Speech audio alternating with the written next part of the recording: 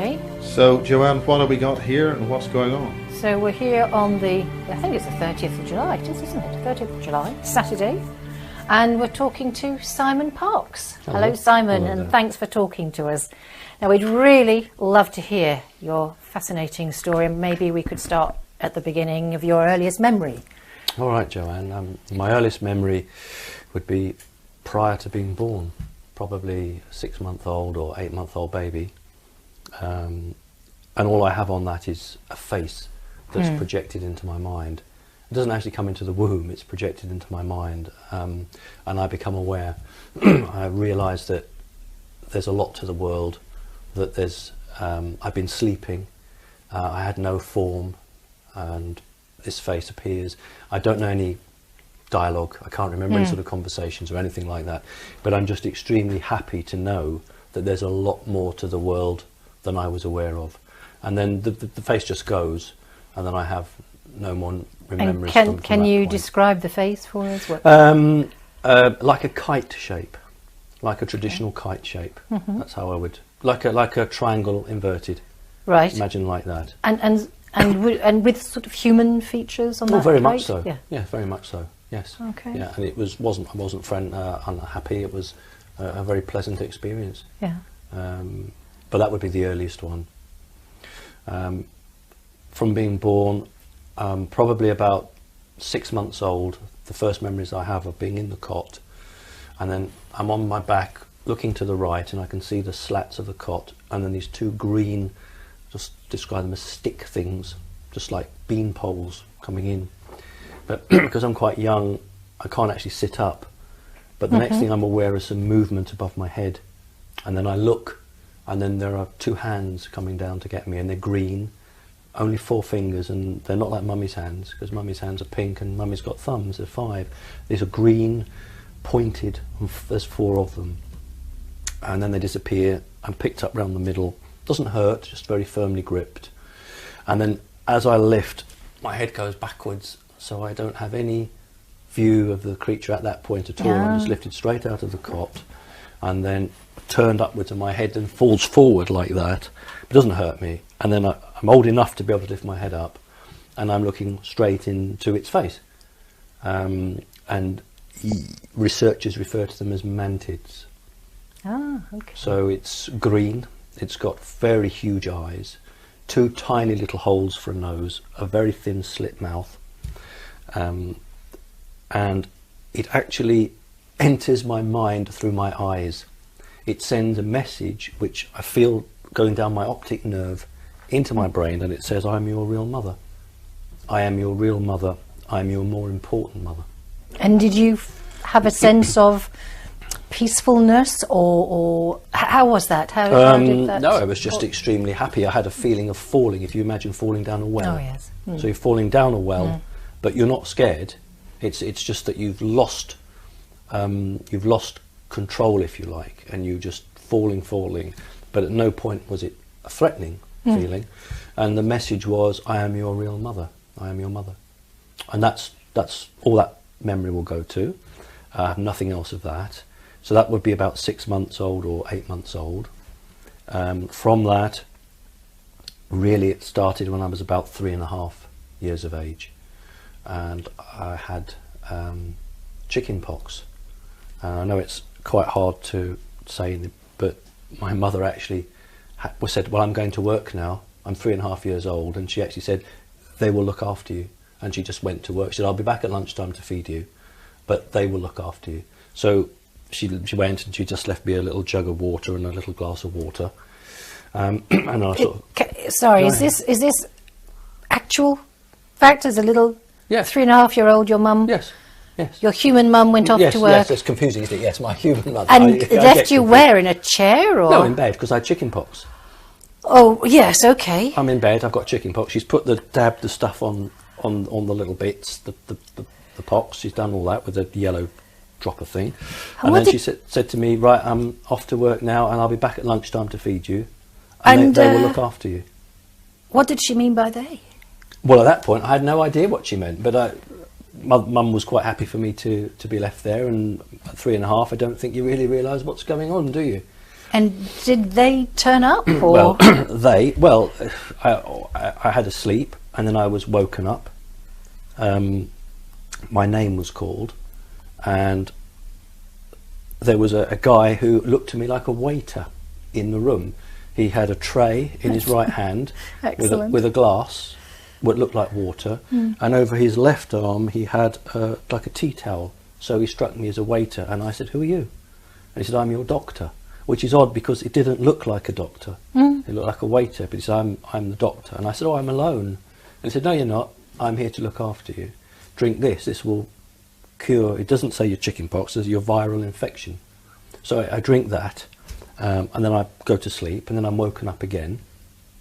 And there are two green beings which look like my other mum, but they don't have a purple cloak on. Should have mentioned the other one had a purple robe on.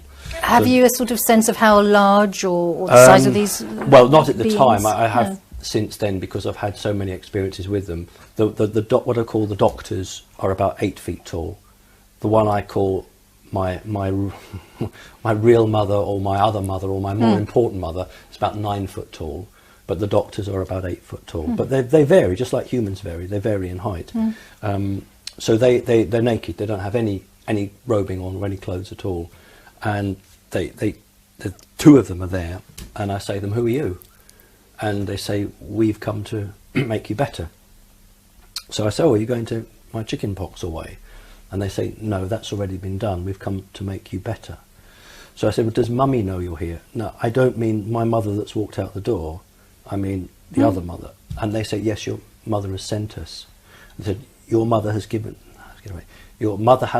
this message for you, which is my little Adam with his back against the tree." So I know that is that mother, because no other mother would know that message for me.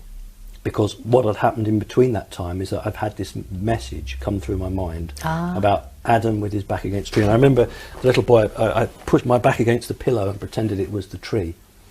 And what happens is that they want to put something into my hand.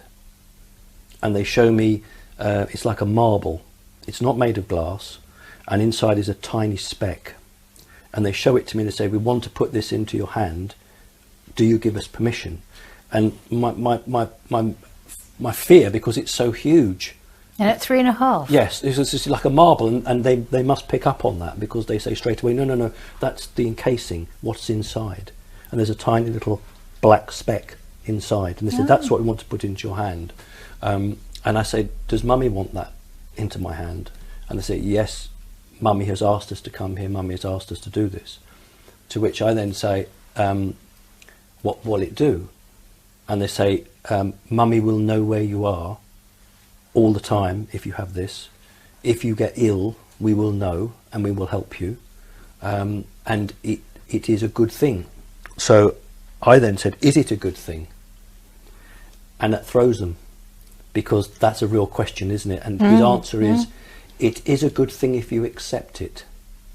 If you want Mummy to know where you are, it is good. If you want us to come and help you, it is good. But if you don't want those things, it is bad." And they say to me, "You must make your choice." So I say, "Oh, I want Mummy to know where I am all the time.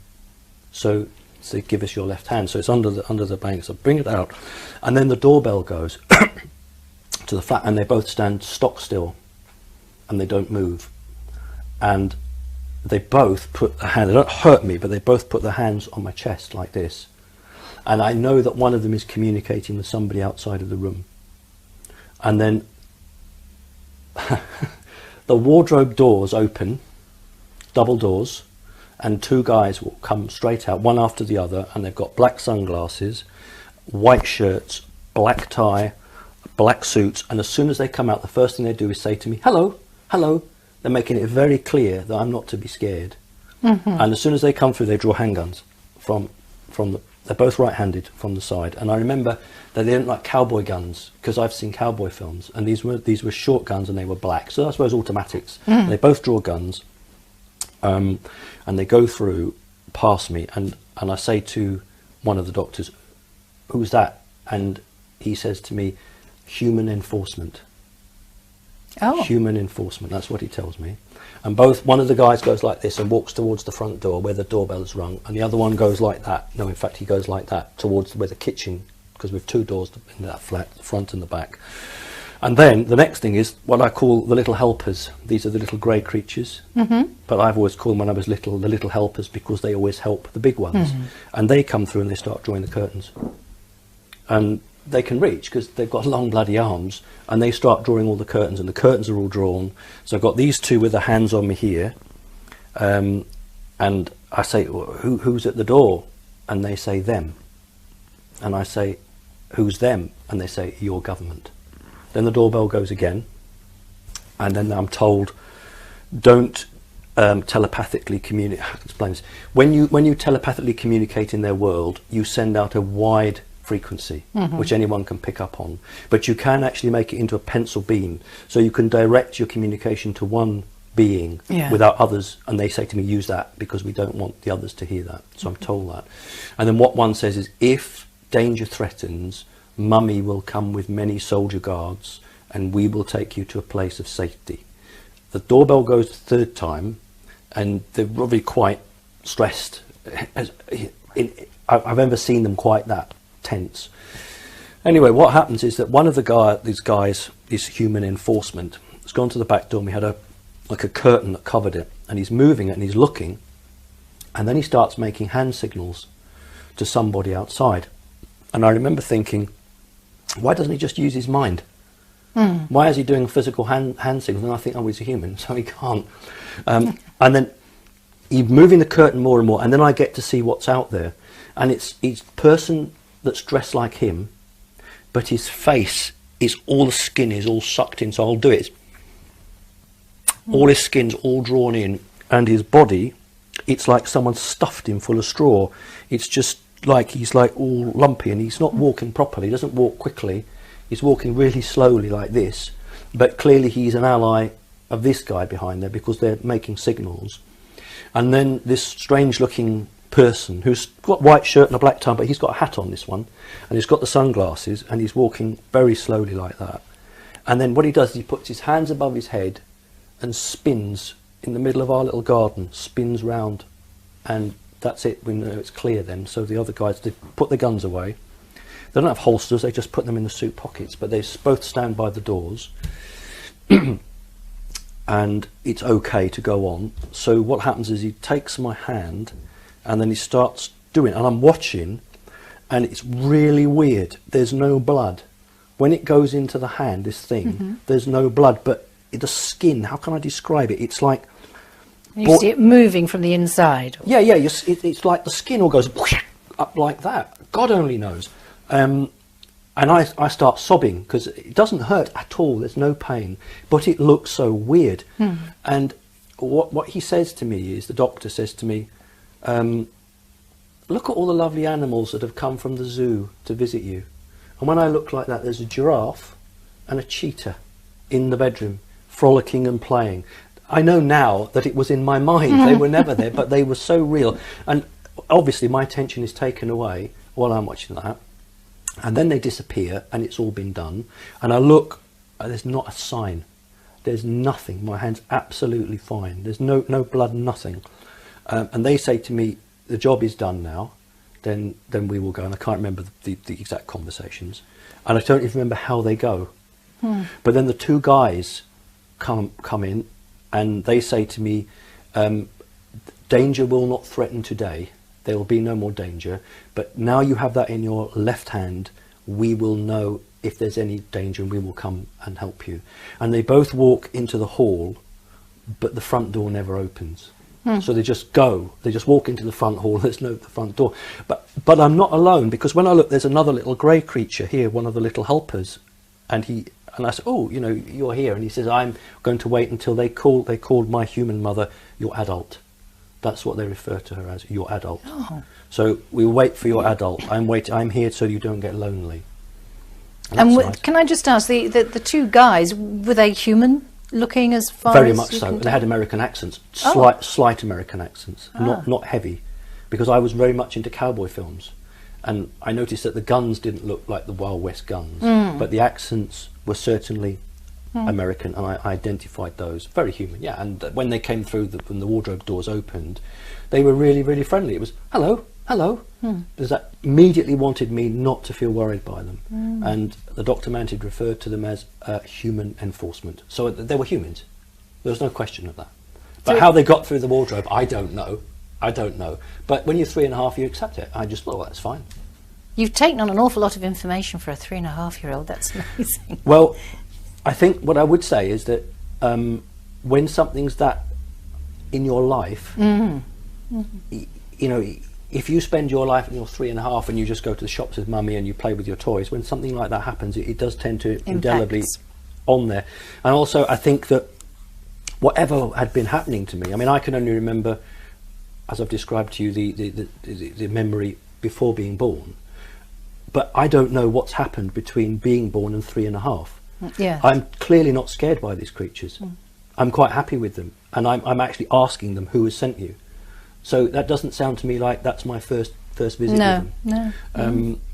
And then the little grey creature, and I say, I know who you are. I don't mean individually. I realise who the grey creature is, and I say to it, you should just do. And he says to me, I should.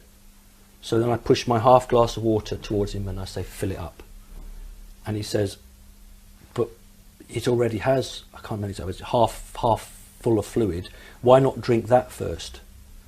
Then I will fill it up. And I say to him, fill it up. Just fill it up. And he won't. So I say to him, I will end your existence if you do not. So he fills it up. And I leave it there, and then he says to me, but you don't drink. And I say, it is not your place to tell me what to do. You should just do. And he says, I should. So we've come right full circle. They're very, very, very difficult, these grey creatures, very difficult. And then he says to me, your adult returns. I can't hear anything, but then I hear the key going in the lock. And what happens, he changes before my eyes. He's got a very much an egg-shaped head. It changes and it goes round. His eyes, which are wraparound, go into circles, and then it starts blinking. And then a beak appears here. His head is round, and he has wings, and he turns into a huge owl on the end of my bed. Turns, flies away, but as he flies away, it gets smaller and smaller and smaller until it's the size of a dot on a book, the full stop on a book. And the window's open about that much, but the dot doesn't fly through the gap of the window, it just disappears before that. And then my mother comes in and says, hello, how are you? And I said, that's fine. And I want to show her my magic colouring books that I've been painting, but she doesn't look at them, and she never looks at them, and she's never interested. I always remember that, but I show her anyway. But then she sits and she eats with me, and she says, I don't have to go back to work this afternoon. I've been given the afternoon off to look after you, basically. So, and that was that memory, and I would have been 3.5 because that's when I had. And did she say anything about had they been, or no, and I've got no more memory. That's it. So I don't believe we talked about it. I don't know if I remembered very much, and for how long I would remember from that. So that was 3.5. The next one, again, before I would have been 4. I'm on my own in the house. I don't know why. And then a strange, what I call a star-shaped creature. It's silver-coloured. I'll have to let you have the drawing and you can have a look at it. But it just literally, it just comes straight through the wall. And I'm really scared, really, really frightened of this because it's just walked through the wall. And I scream, and it turns into a clown. So the whole thing turns into a circus clown. But that makes me even worse, and I can tell my mind is already feeling its mind, and it doesn't understand why I'm upset because it's showing me the image of a clown, and it's confused. And then what it does is it changes into a policeman. So the face is wrong. The face is a face of a lion, of a cat, and I go to run towards the door. And it moves to cut me off, but its legs don't move. The legs just stay still and it glides. Yeah. It glides. Okay, girls and boys, I think we can hear the pussycats. Do we want to bring the pussycats in? Are you going to cut it, Miles? No, well, we're hearing them, so do you want to bring the pussycats in? No, I think not, because that's the one that will chew through your little cables. Right. Okay, well... Will you go on your lap, No, perhaps? no, it's tiny. Oh, we can let the cat in, but you'll be worried about the cable. All right, well, look, we'll give it a go. You obviously want me to.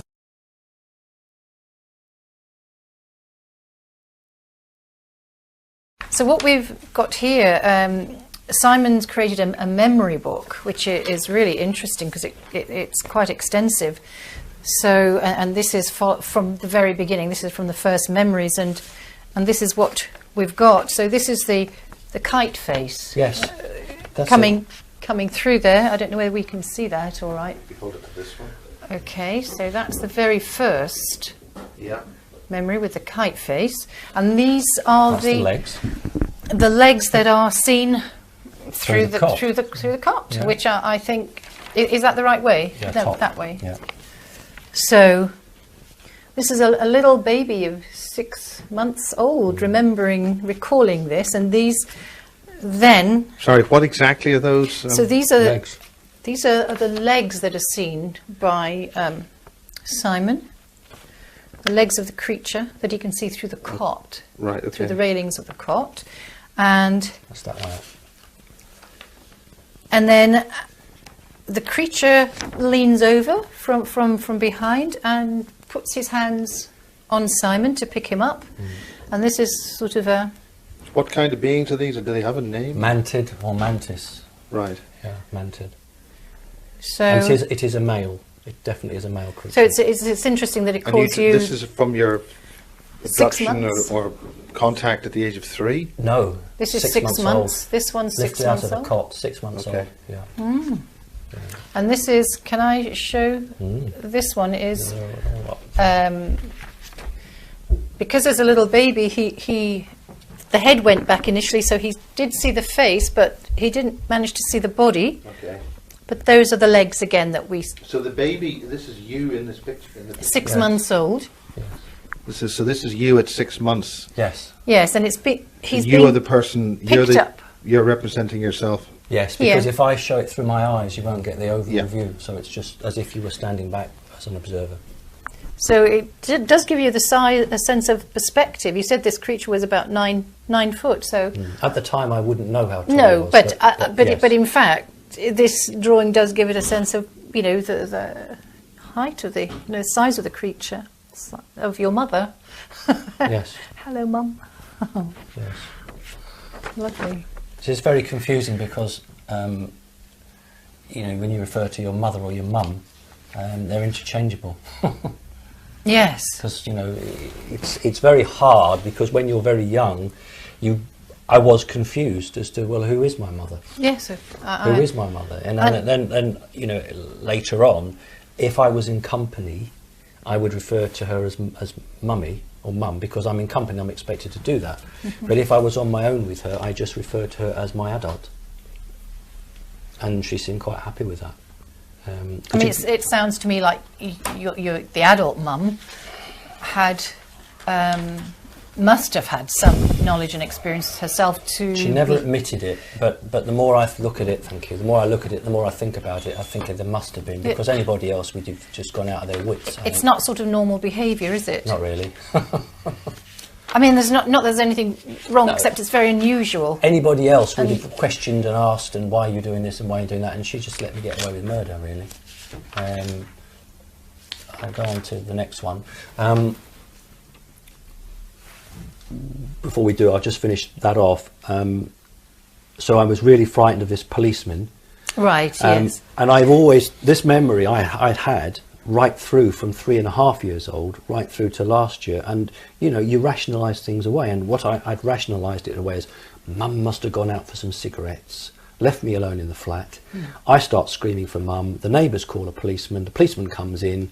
And that's what I've remembered. Right. But it never explained why the policeman had a face like a cat, how something walked through the wall. But we have busy lives, you don't want to be worried about these things, and so you get on with it. But what came back on this memory was basically, I always remember, this one here, I always remember running and hiding behind the sofa, and I'd draw myself up into the fetal position, and I'm so scared, and I put my hands over my head, and I'm screaming and crying, because I don't understand any of this. There's a thing that's walked through the wall, there's something that's changed into lots of iconic figures that I recognise, but it didn't speak to me. There wasn't any communication at all. And the next thing I have is a voice saying to me, look at me, don't be scared, don't be frightened, you won't be hurt, look at me. And I recognise that voice. I know that's my mummy, that's the mummy that picked me out of the cot. So I look up over the edge of the sofa, and I see that familiar green hand holding a rod, which I would say was about 1.5 foot or 18 inches long, and on the end of the rod there's like a nubbin, and it's aimed straight at me, and there's a crystal inside it, and each facet is activated and it's blue. So one facet goes blue, the next facet's clockwise, next facet, and it's, but not slow, it's quite quick, boom, boom, boom, boom, boom, boom, boom, boom, boom, and then I'm hit with a blue light, and the next thing I'm floating out of the room. That's going to be in this one here. There we are. I'm floating out of the room, and the room becomes, all the room becomes see-through, in the sense that I can see through the walls yes, and the ceiling. There. And I go through, and I don't remember going through the ceiling. The next thing I remember. So this is where you're. That's where I'm floated out of the ceiling. Floating. Yes. Yeah. We haven't got to this bit yet. No. Okay. This is the bit that's coming up. Right. And then I'm in a room that's bright blue metal, and there's only one piece of furniture in it, which looks like the same sofa that I was a minute ago, and I'm sitting behind the sofa in exactly the same position, in the sense that I'm behind it but my legs are up, and there's a dear old lady sitting next to me stroking my face, and it's a very important, turns out to be a very important pattern. It's 1, 2, gap, 1, 2, gap, and it's this same routine.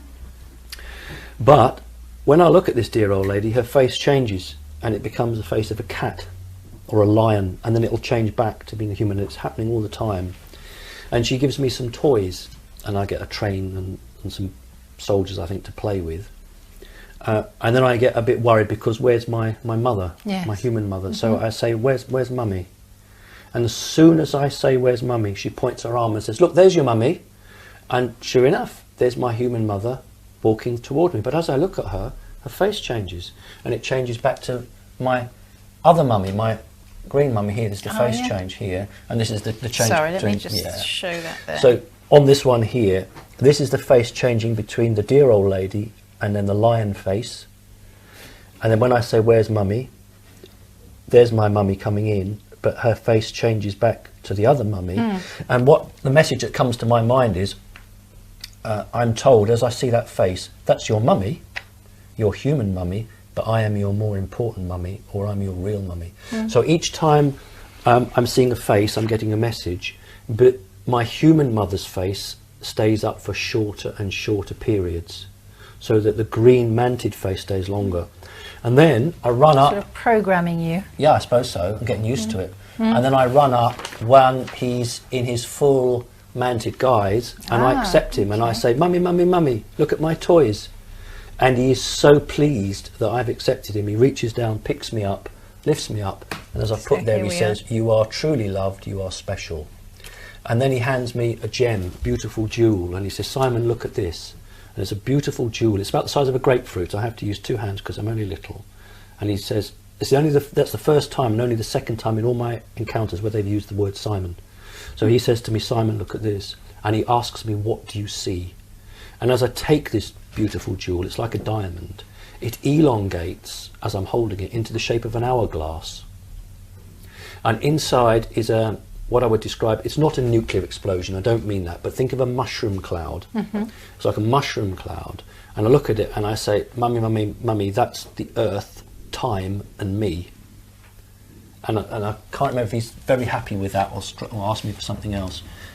Yeah, time, that's the earth, and that's me. So he's quite pleased with that. And then we go on a journey. So that's that bit. Yeah. Which is right at the bottom. Okay. Yeah, so I've obviously passed whatever test that was. There we go. So this is the last bit Yep. to do with the jewel, which is depicted here, which goes into an hourglass. And then the meaning, Yes. which is you, the earth, It's time. and time. Yeah. And then I'm clearly not in my home because this is the first time I've encountered these. I've encountered them several times. They are transportation discs. They're about 6 foot in diameter, thin metal, maybe about 3 inches in thickness, and you stand on them in the centre. And then I can't make them fly, but they can make them fly with their mind. There's no engines, they just literally levitate and go along. And so we're travelling on that, and I'm very scared, and I hide myself into his cloak, and he puts his arms around me, because I don't like that. I hide in Mum's cloak, and above the ceiling is metal with ribs. It reminds me of a mine shaft. So as we're going along, there appear to be these metal ribs in the roof. So this is on the craft? No, that's no, it's a flight. It's a small transportation disc. Oh right. So you're not. Are you inside something? No. You're just on it. Imagine a frisbee. Yes, you're. Yes, stand so on a frisbee and it just goes. Okay. But they fly it with their minds. Yeah. And the next thing,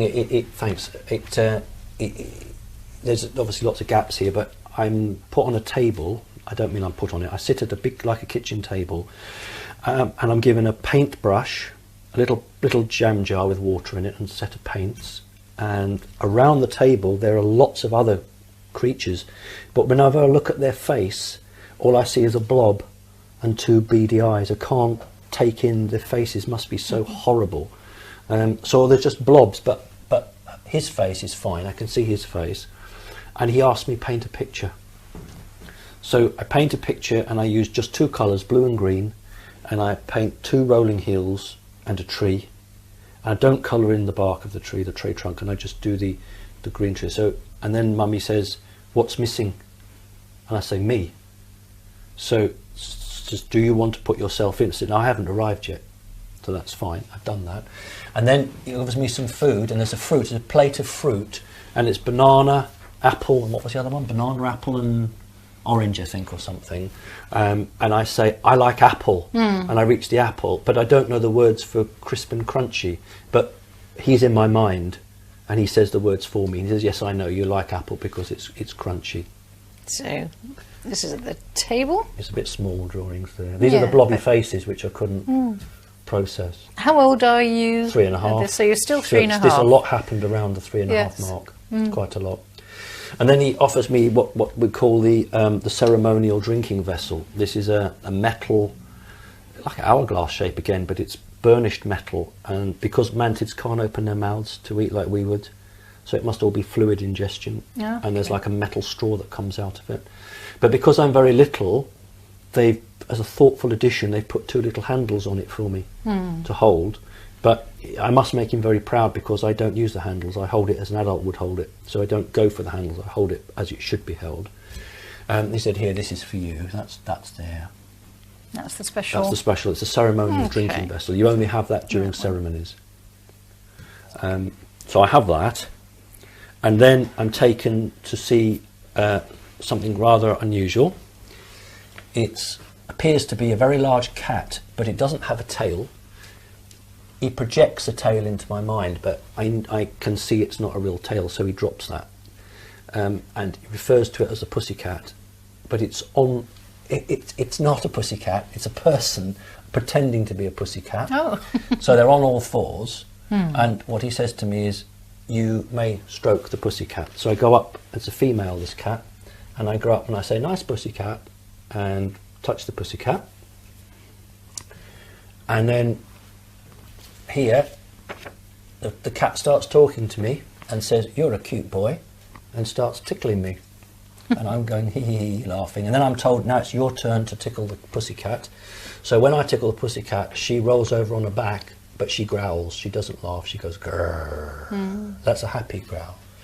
And then I'm told, "You can ride on the pussycat." So Mantid Mum picks me up, puts me on the back of this thing, And then, you know, like my granddad might put a grandchild on the back and walk around the room, except what here in this drawing that I'm showing, Manted Mum follows round with the two hands, and every time I slip to one side, gently pushes me back into the centre. And the cat says to me, hold on tight now, there's a good boy, don't fall off. I now know that this was bonding with this animal. Right. This is a female animal that's although I've projected as a pussycat, because they've said to me it's a pussycat, it's not. It's an extraterrestrial. Is it like a Chewbacca? A Chewbacca? No, like I would no. I would say is a type of ET described by other witnesses a bit right. like that? No, not as hairy as that at all. There are creatures I've found out since called lion beings. Right. Mary Rodwell has written in one of her books about it, and I've got the book very kindly of her. But I'm not an artist. I'm depicting that on a caricature basis. That's not exactly how it would look. It would look much more human than that. But in my mind, as a 3.5-year-old, I've been told this is a cat. Yeah. So I see it as a cat, but it's talking to me. So when that's over, the next thing I remember is what I call one of the little helpers, what we call little Grey, comes up, and I'm really shy of it. And I hide again behind Mum, and I lift his robe up, and I hide my face behind it, and I won't come out.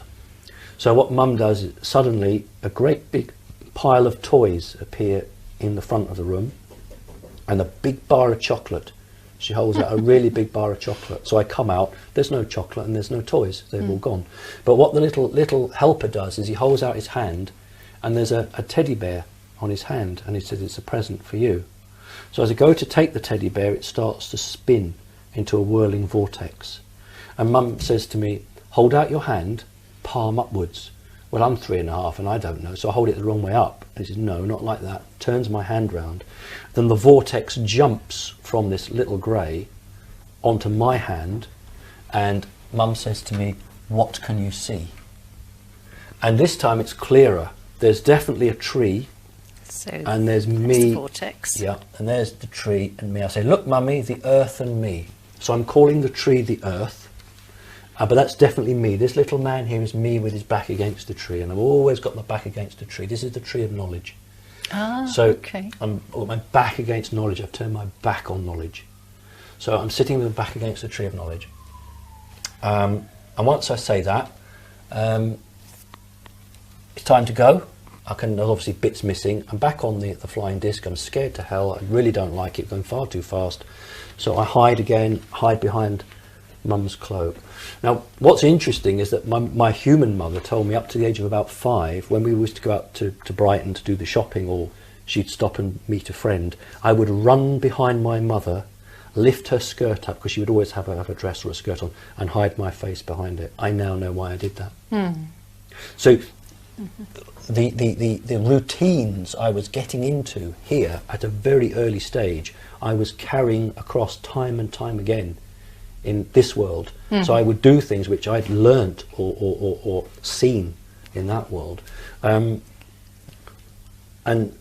know, at the time I don't think it meant very much to me. I just had this wonderful experience, but what I always remembered was the first part of it, and I'd seen a talking cat. And that in later life, when I was at primary school, was a problem. I had to see a psychologist because I'll talk about it later, but how can you have a talking cat? But I was absolutely adamant in my mind that I had spent time with an animal that looked like a cat that could talk to me. So that was again around 3.5. And did you again ever communicate to your mother?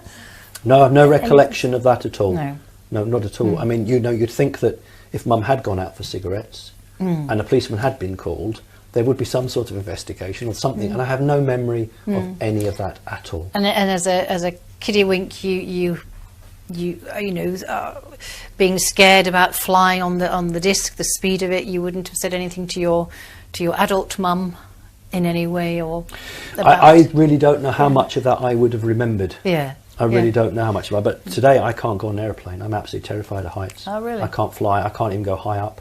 Can't go on a ladder. Terrified of heights, and I'm sure that's got a lot to do with it. So that would be 3.5. Then I think there was a bit of a gap, and the next would be about 5 years old. And this is when I'd started primary school, but my education took a dip, because this is my first experience of what's called a shadow being. This creature, the memory I've got clearly is not the first memory, because I'm not at all frightened of it. I'm in the bedroom and it appears through the window. It's just outside of the window, but I've been taught to signal to it. So when it's okay to come in, I hold my arms out like this, and it then replicates that. We are bonded to work together. It will only work with me. That's what I knew. So it had to make sure that I was the right one to work with. So it's humanoid shape, no, is it? I isn't. mean, arms, legs, and a Oh, sort yeah, of yeah, head yeah, yeah, most of them kind are. of look. Oh, we seem to push that back. Oh, Doesn't matter. That's you too strong. Too strong. Oh, is it? There. I broked it. Broked it. So, That's me. and you haven't mentioned the shadow being before. So this is your first sort of This memory is my of first, it. To be sure, this is a shadow being. It might be that the star creature earlier might have been a shadow being. But this one, I've always called it my smoke man. I've only called it a shadow being over the last year when Winston Keats. Yeah, we're talking about the Montauk Project, shadow beings, and the shadow beings being seen at the crop circles. Right, And that's we're the referring now to Winston Keats, who took video of that. That's it. So here it's got, this is like smoke. That's why I called it my smoke man. But it doesn't, the smoke doesn't rise up. It just sort of goes here and then just vanishes, but it's continually being fed. And there are just two little marks for eyes. And once I've given this signal here with the arms out by my side, it comes through the window. And then the second part of this is a recognition protocol. I must put my hands like this. It does the same, and we are now bonded to work. So we've agreed who we are. We're going to work together. And do you know if this being? Do you know anything about its where it came from? No. No. To do with mum? No. Extraterrestrial mum? No. No. No. These are totally different. These creatures. They don't have any. Totally devoid of emotion, but they're very psychically powered. So what sort of communication have you had with these shadow beings? Do they recognise you, see you?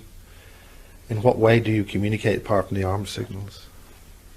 How do you mean? Do you have any empathic communication with them? Do you know what you've got to what communicate are they? telepathically. You can't speak with your mouth. But what are they? God knows. God knows. All I know is that they're energy beings that they're not like a living creature. That's all I can tell you. They're not like a living creature. They could be something that is created by an even more powerful creature. Like a projection. Yes, it could well be, because they're not like us. They don't have a cardiovascular system or anything like that. What makes you say that? How do you? Because I put my arm through it. Right. So you could just put your arm through them. There may be also a stepped down version through the dimensions, of a more substantial being, and this is how they can project through. I mean, who knows? I suppose I really don't know. I mean, when you're that age, 5 years of age, you've got to remember that when you're either in their world or when they're with you, we won't have time to do it, but they go into your mind, and progressively, depending on what they need to do, they can actually take control of your mind. What I mean by that is, where I've been with the mantids, they'll just dumb me down to the point where I'm not frightened. Yeah. But that's it. It's a very gentle control. Other creatures will try and take all of it, and I have one instance where I got really peed off because this creature was too much in my head, and I actually turned my back on it. Yeah. But back to this one. So he said to me, "I've come to make you better. I've come to make your mind better." And I say, "Am I sick?" He says, "No, not make you better in terms of being sick. Make you better in terms of making you better." Well, that doesn't mean anything, but that's what he said. And what happens is that he says, "Copy me," and he'll put his arm up to a position. Imagine you're looking at the face of a clock, 3 o'clock, 4 o'clock, and I had to do the same. When I'd done that, he'd then put his arm down and put his other arm out to another position, and then I had to copy that, and he got faster and faster and faster. So his arms are going all these different positions like this, and then I'm having to match him. And then over several visits, because this isn't just one, over several visits, what was happening was that I was catching him up to the point that I was at the same time of him. So as he's moving his arms, I'm at the same time. And then what he did is put his arms down, but I had to still move my hands to the positions in his mind he was sending his hands to. So following that, but that wasn't it. Then after a couple more visits of that, this is very difficult to get your head around. He would do we call the arm game. That's what he called it, the arm game. We're going to play the arm game. So we do the arm game, and then he would put his arms down, think where his arms were, and then he stopped thinking where his arms were. I had to put my arms to the positions that he would have put his arms if he was still moving his arms. It reminds me of martial arts training. I don't know. But he wasn't thinking anymore where his arms would be. I had to just put my arms where they would have been had he been moving them, or had he even thought of it. Yeah. This seems very familiar to John Irwin and his training in British military intelligence in the 1950s, learning how to react super fast, and he called it the machine. That his reactions were so fast. Right. So it seems there was a connection there. Well, that's it. That's Well, fascinating. it does sound like martial arts training to me as well, like a very high level of martial arts training. I thought it was about trying to learn the future, trying to predict where things would be. It may be, and even the higher levels of martial arts training, which I'm not I've aware of to some degree, but don't know the whole. But that was it. Once I'd mastered that, I'd done my job. He'd done his job rather. That was it, finished. But so maybe it was like some programming had already been implemented for God use knows. at whatever I have time. no idea, but what I do know is that while that was going on, my academic studies were going down the pan, and at the age of 5 or 6, they were so worried at school that I was assessed, and I was given a reading age of 3, a maths age of 2, but a spoken vocabulary of 13. And they said they couldn't understand, so they got a psychologist in, and I had several psychologists in my time at school, and what I got was one-to-one teaching for English every day for an hour. My grandfather paid for a private teacher to come to the house every Sunday to teach me, and I even went to private school for a year but once this stopped, it all just came back again. So I guess is whatever was going on here was taking me so much away from what I call the physical world. It's development of certain parts of your brain. But when that started, it probably lasted for 6 months, right? I would say, and then after that, then I just sort of all caught back up again. But I'm not at all frightened of it, not at all scared of it. It didn't bother me at all. I mean, obviously, the last year or so, I've read about shadow beings, and I have had an experience with a shadow being a while back now. But that's the arm game. Doesn't matter if we put it back. There's just a drawing of me doing the arms and following him through. That's just a Tweety Pie owl. That's fairly commonplace. That's Father Christmas came to visit me. That's fairly commonplace. That's another shadow being. This one is worth talking about.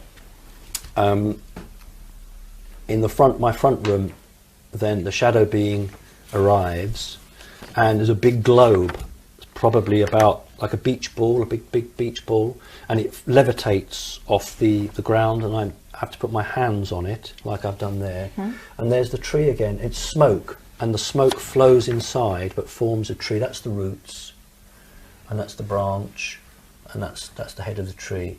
And I just stand there, and I'm doing that. I don't know any more than that, but there's a bigger drawing there of the tree. And then he wants to educate me, because I say to him when he arrives, "Who are you?" And he says, "I'm your teacher. I have been sent to you." So he's my teacher, and I just accept him as my teacher. He looks a little bit more substantial in this drawing. He most definitely has got a hood on. He's definitely got a cloak. But the face again is exactly the same. It's just nothingness with just 2 eyes. Yeah. But this time he's got a black cloak.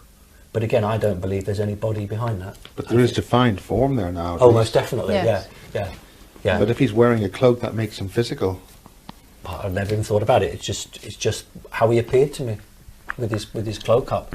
And again, he's not threatening. He's quite open with me, and I will relate, because this is one of the first times I get any insight into what the hell it's all about. That's just a more detailed. That's the inside the globe. It looks like some intestines, actually, with Oh, thank you. with a brain. No, this is the tree, this is the foliage, that's the trunk, and that's the roots. And it's very much like the crystal that I was given when I was 3.5. So you're generating this using your No, thoughts? no, I don't think so. I think he's putting that into that sphere. What do you have a sense of what it means? What you're At that doing? age, no, I don't. All I know is that's the earth. But I'm not in that. That's Right. just the earth. Yeah. Now I know what it means, but back then I didn't know what it meant. Yeah, because this is all a crumb trail. They've been dropping me for years. Yes. To why the hell they couldn't just say to me, here you are, here's the story in one go. Maybe I wouldn't have been able to cope with it. But this is the crumb trail, and this is the first substantial crumb. The next bit will make it much more interesting in the sense of understanding. So just the eyes appear, then I say, who are you? I'm your teacher, I'm sent to you. But this time when he holds his hands up, he has like an electric arc running from one hand to the other, like an electric charge. And I put my hands up and he passes this charge across to me. And I take the charge in my hands. He passes it across. I don't know what that's about. And then a book. Holding power. Oh, God knows. And then a book appears. The arc. Yeah. Holding the Yeah, arc. it's passed holding it across. power. There again. Yeah. And then a book appears, and then you're going to find out why I have so many cats now. And it's not a real book, it's like a holographic book. It's about 3 foot in size, and it just hovers. Is this the right one? Yeah, it starts there actually. Oh, okay, okay. Yeah, so the end of that one there. And on the book, on one side of it, there is a snake, and on the other side is a cat. And he says to me, both the cat and the snake share the same eyes.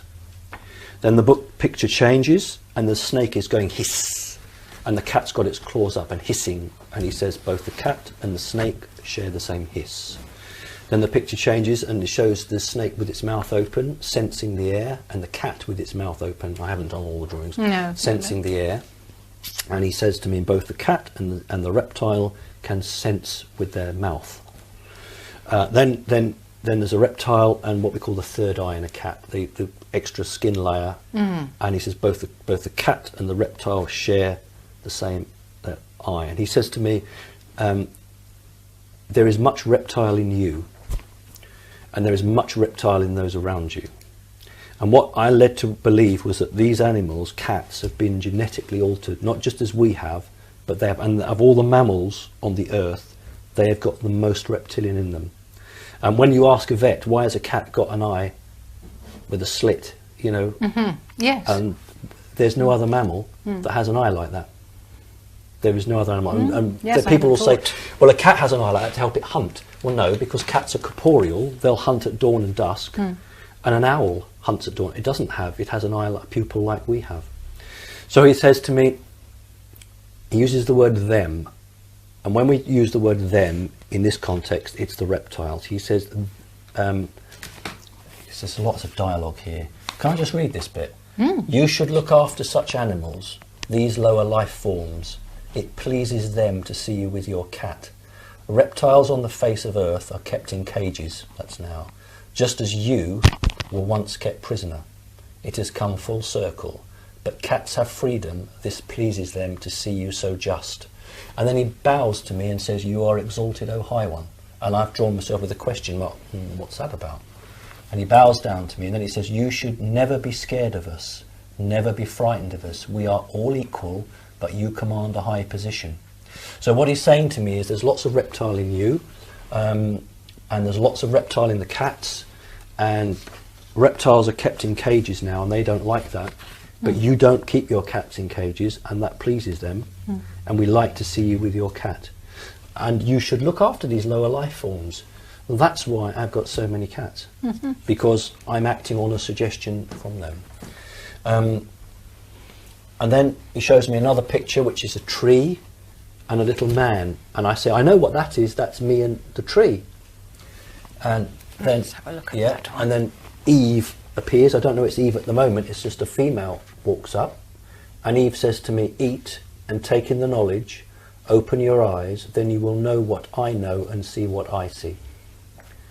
So I take it and I say, I eat the apple, and I say, we are not what we were told. And then the Lord appears, and I know this isn't going to...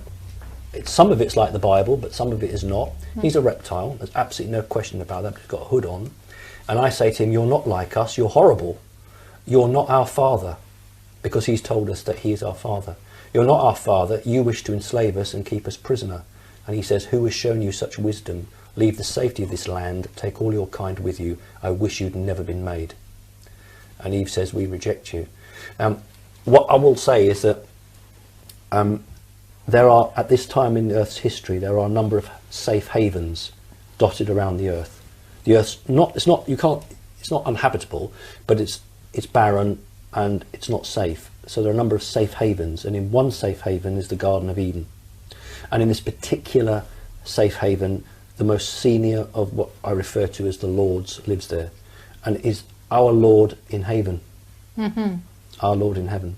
So in this particular safe haven, the Lord lives. He is our Lord in haven. So just to recap then, so we've got a book and we're seeing a tree, we're seeing Eve. Yes. And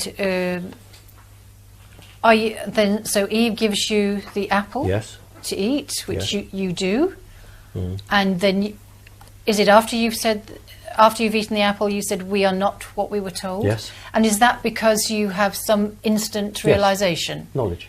And so the instant knowledge is what? The instant knowledge is that we've been lied to. And what is the lie? The lie is that we've not been made, we're not natural animals of that creature. He's not that of the reptile. Lord God, yes, he's our father, but he's not our father because we were made. Right. We don't look anything like him. No. And I'm suddenly aware that we, Adam and Eve, don't look anything like that creature. So how can he be our father? Right. And I reject him as a father. He's not our father figure. And he wants to know who the hell has told you this. And the Bible says there was only 2 humans on the earth. No. He says, take all your kind with you. Yeah. There are lots of us, and we're chucked out. So it's a very emotional time, this. Yeah. So you Excuse me, when are we here exactly, and who are the characters we're dealing with here? I don't know what year. This is the Garden of Eden. So we still think you're around about 5 years old, or have we progressed on from when you're having this? No, right. When I'm standing there looking at the book, I am 5 years old. Right. Okay. But the book is showing me images which they say is me a long time ago. Okay. This is supposed to be me. That's probably me because it's so difficult to explain. It's hard to do it in a structured way. But that is me. I'm being shown a previous life. Right. As Adam. As Adam. Yes. Right. So this is the book. Adamu. Right. Okay. And I'm being shown that. So your realization then is really key to human development. In a way, because if you... not development, how we came about, because this creature here claimed to be our father. That's what we had to refer to him as, our father. But when I had of the apple, I realised that he's not our father because he doesn't look like us. Up until that point, everybody accepted him. It's like some veil of ignorance had dropped. The ignorance is the key word because you take your people out of ignorance. You actually give them knowledge. And he could have had us all killed, but for some reason doesn't and says, go, leave the land. Perhaps assuming that we will die anyway without support. And maybe if he was part of some you were part of his genetic testing, programming or whatever, then he doesn't want to see his work destroyed. Know, but there's definitely a thread of reason why he won't. So in that drawing there, both Adam and Eve lead the humans out of Eden, and we go into 2 separate tribes. We lead 2 groups out. Okay, so there are quite a lot of Bible correlations in a way. Not that I'm Bible schooled, but neither am I. But I'm aware. But there are, I would say, I don't know, 200 humans, maybe more. But we divide into 2 groups, and Eve takes one group. What we've missed out here. As we come to a close, can we summarise really on this first part? Well, it sounds to me very much like, and tell me if I'm wrong, Simon, but that you've really established your other life in a very real way, and that this has a lot of value and then impact on the next phase of your life and your learning and understanding. What I've learned is that the soul inside my body has been around a very long time. Yeah. And the reason that the extraterrestrials are interested in me is not because of my physical body, but because of what is inside me. Soul. Yes, because if I'm only telling you what I've seen, I mean, they could be lying to me. This could all be a complete lie and a trick, and it's also my interpretation on it. But if it is true, then it would go a huge way to explaining why I'm having so much intense contact, because they are saying we created the human race. What they've said to me is that I'm not the first human. There were a number of humans, but they didn't survive. Right. They just weren't right. They would die. So maybe you were part of the first successful strain. Exactly, that's exactly right. The very first human that was viable. Yeah. So the soul went into that body, and because of that, you see, they're as guilty as hell. These reptiles actually now have apologized several times to me. We are sorry for what we have done to your people. They've actually said that we are actually sorry for what we have done. Well, maybe in the next part Yes. we can describe that in greater detail. Simon Parkes, on behalf of AMMACH, which is the Anomalous Mind Management and Abductee Contactee Helpline resource, which is relatively new in 2011 in the UK, and we are here to give people a voice. We're here to allow people to speak in an empathetic environment and to hear their stories and to put them out there. Because we think it's important, and we think that these people who have all these contacts are certainly adding to the picture as a whole. See you next section.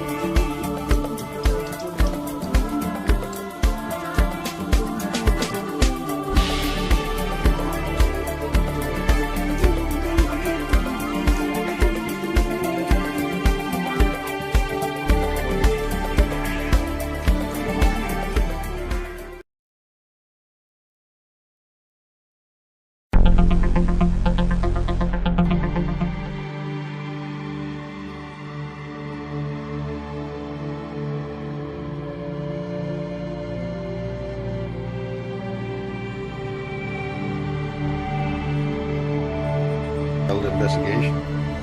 And to Joanne. Hello, we are back with our next part of our interview, number 2, with Simon. And we're going to move a little bit further forward in time now, because there is so much to cover.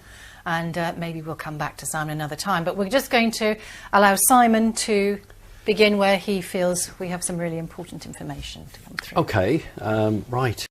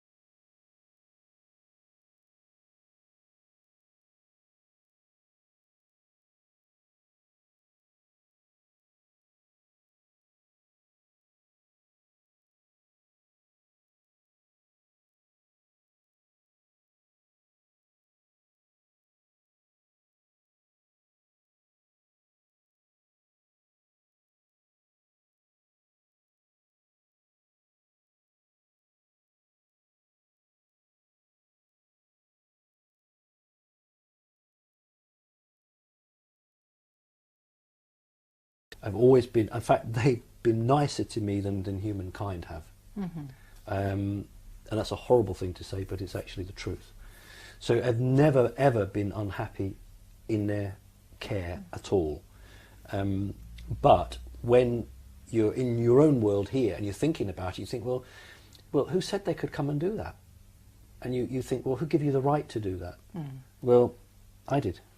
Yeah. I gave them the right to do it. And do you think that was a contract for just from this life, or do you think that was a soul contract from eons ago that is being reactivated? Or I don't know. This is a what I call the body and soul, or the soul and body agreement. There's more. This is not just an ordinary soul agreement. In this case, I'm being offered not you can become us, but would you like to experience what be we like us? And I believe that what I gave the agreement to was for the right to have my soul taken out of my body, put into one of their bodies, and then to interact as one of them for a short period of time, and experience what it's like to be an extraterrestrial of this faction, of this group, and then my soul is put back into my body, and I believe that was the real crux of that agreement. Okay. So, have you had that experience? Several. I mean, sorry, Joan. I mean that's why I have a problem. I know lots of experiences get very emotional about talking about it. I don't. The only time I get emotional is with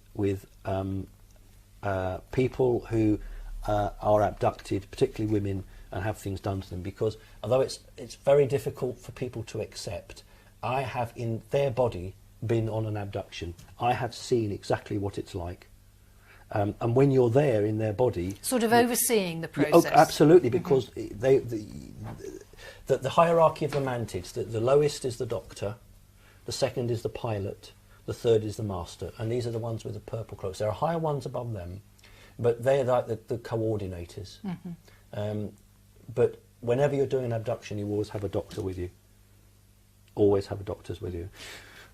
Have you had any experiences where they have interacted with human collusion? So whilst the abduction's going on with humans, whether other humans have been involved? That would be the 19th. This is the same one. You're referring to my labs? Military abductions? Possibly, or any other faction of human one that I'm aware of. That's the 1971. Too long to go into now, but basically I'm put into what I call an overblown dentist's chair. Very big chair, looks just like a dentist chair, and a big screen in front of me, and lots of interaction through the screen. And in the corner are 5 human scientists. They're in white coats. There's 4 men and 1 woman working on some machines. And behind them is a corridor, and another 5 or 6 people, some in uniform. There's one lady there, like a telephonist. She's got a thing on her head and she can speak. It's not like, Are you aware that you're in this country, or do you have any sense of that nationality? Because it's out of context, because I haven't talked about this one. This is. I ask. The room is controlled by a computer, and I ask the computer what its name is, and the computer says, "I haven't got a name. Would you like to name me?" And I say, "No, I'm not going to name you. Am I on a spaceship or a fixed installation?" And its reply is both, which isn't helpful but is truthful. So it's actually a spaceship, but it's a self-contained pod. Right. Where there's time. All I know is there's time involved, and I'm being tested. I have a crew. But it's not flying in the true sense of the word. And I'm given scenarios that play out on the screen. There's a war going to start, and I have to avert that war, and I'm given bare facts, and then I have to go around my crew and get more information and make a decision. So it sounds like these are sort of instructional, tuitional. Joanna, I don't know what they are. All I know is that I'm being tested, and I know it's a test because before this I've met the Great One. He's the mantid in charge of all mantids, and he's about 12 feet tall, and he has a throne, and he has 2 reptilian bodyguards. And when he's on the screen, when he talks to me, everyone else has to leave the room. No one else. And Mum says to me, "I've never even seen the Great One." I've never even seen the Great One. So everyone's ushered out of the room, and it's just me in this dentist's chair, and the screen, and the Great One. And the Great One talks to me and says, "There's a task coming up. I accept you into the family." That's what he says. It said it was preordained that I would accept you, but the task is not fully known.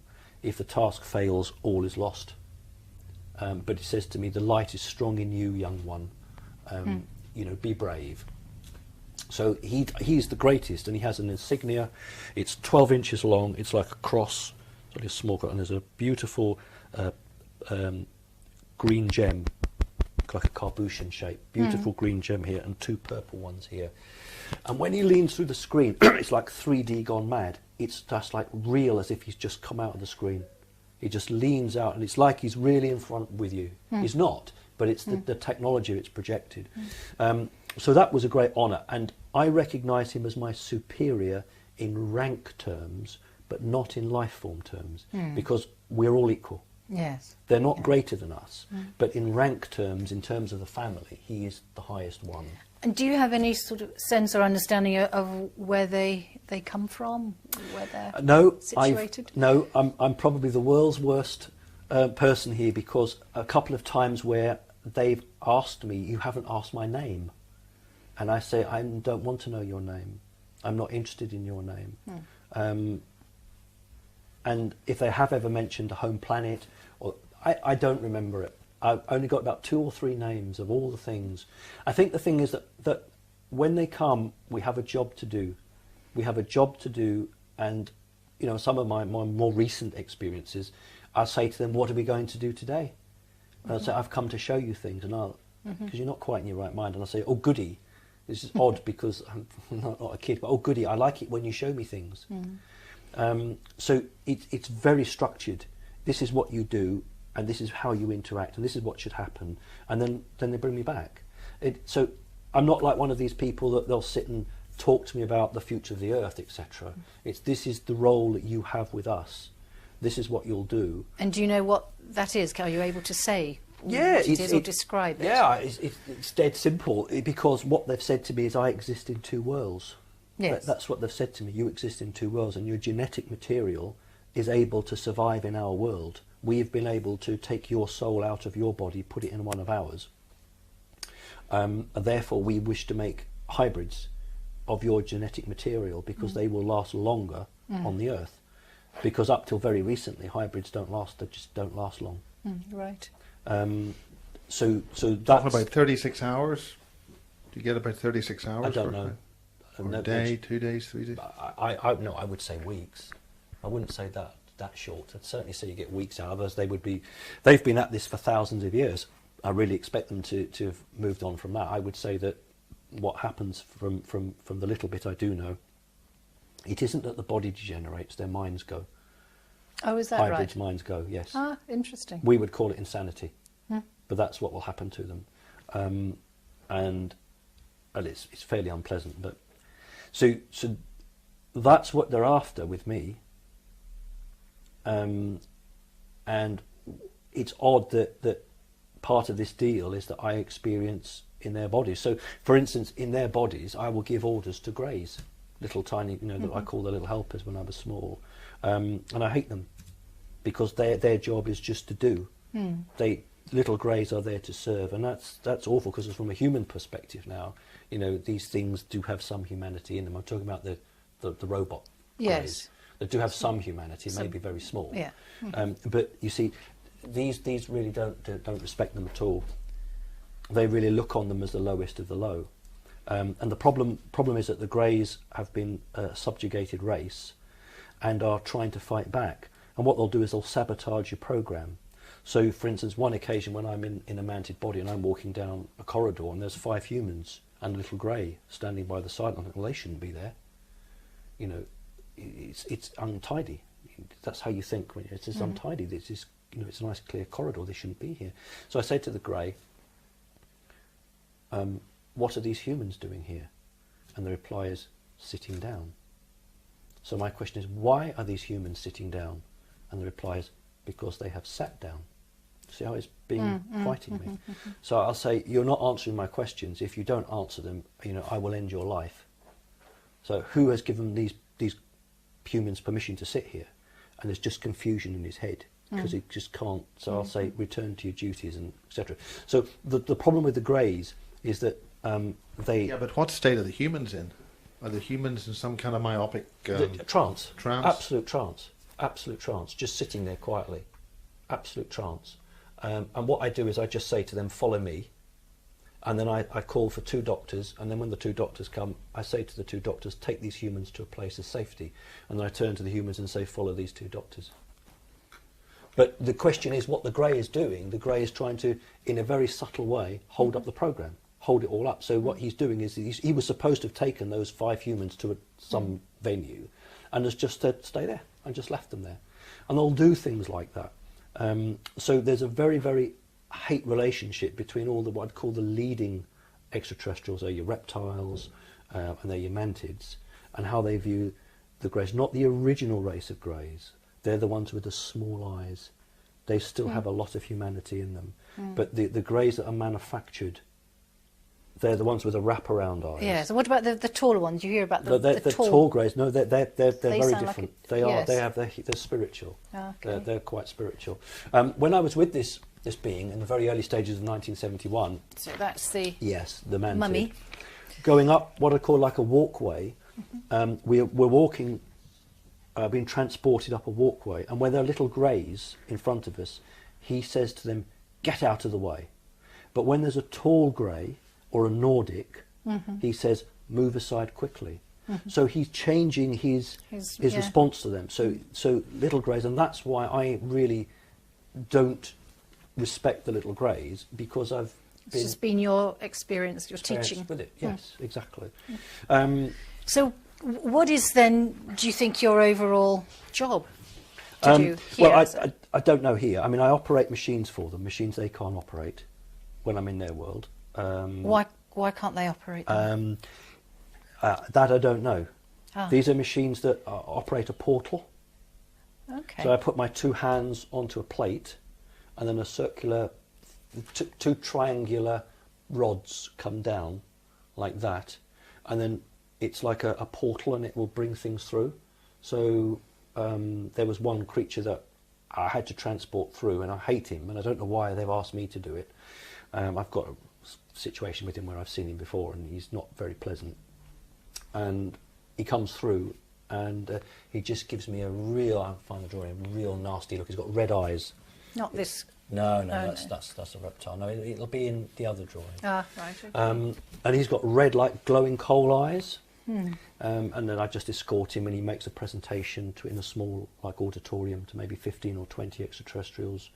And then he comes away, and I just operate the portal, and off he goes again. So that's a machine that I understand only I can operate, or a human can operate, not just me. Humans operate this machine.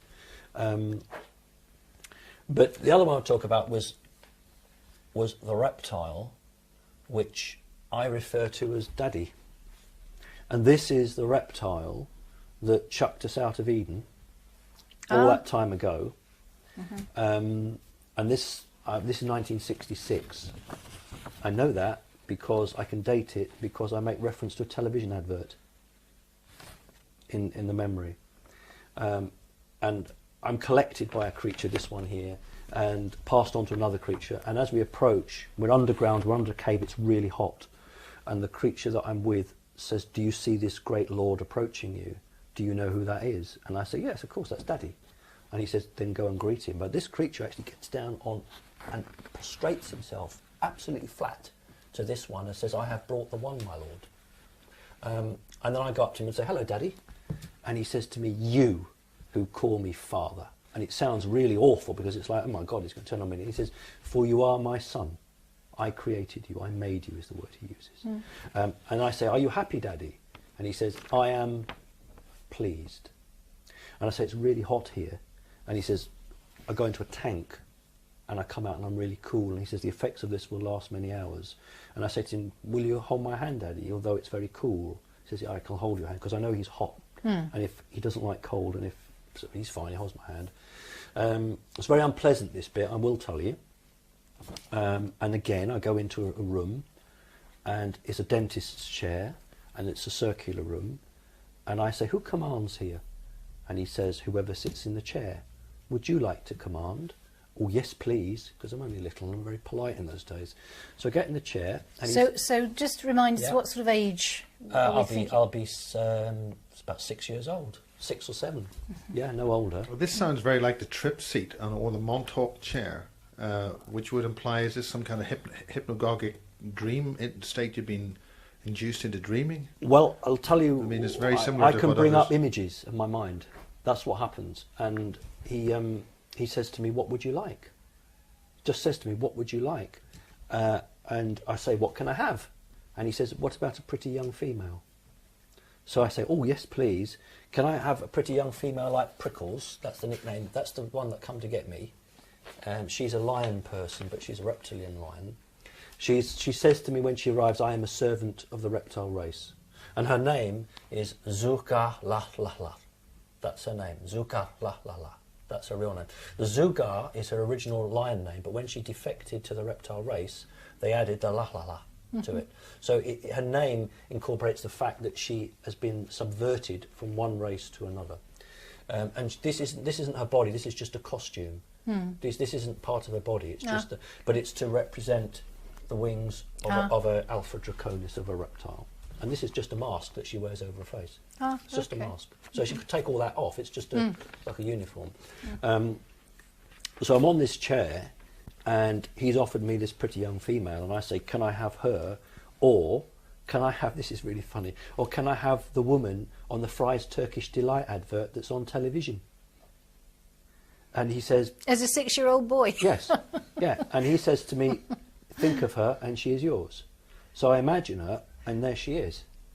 And she's there with a veil and everything. She's sitting on me. And without being too crude, he says, "Do you know what to do with her?" And I say, "No." He says, "Well, I'll enter your mind and show you what to do."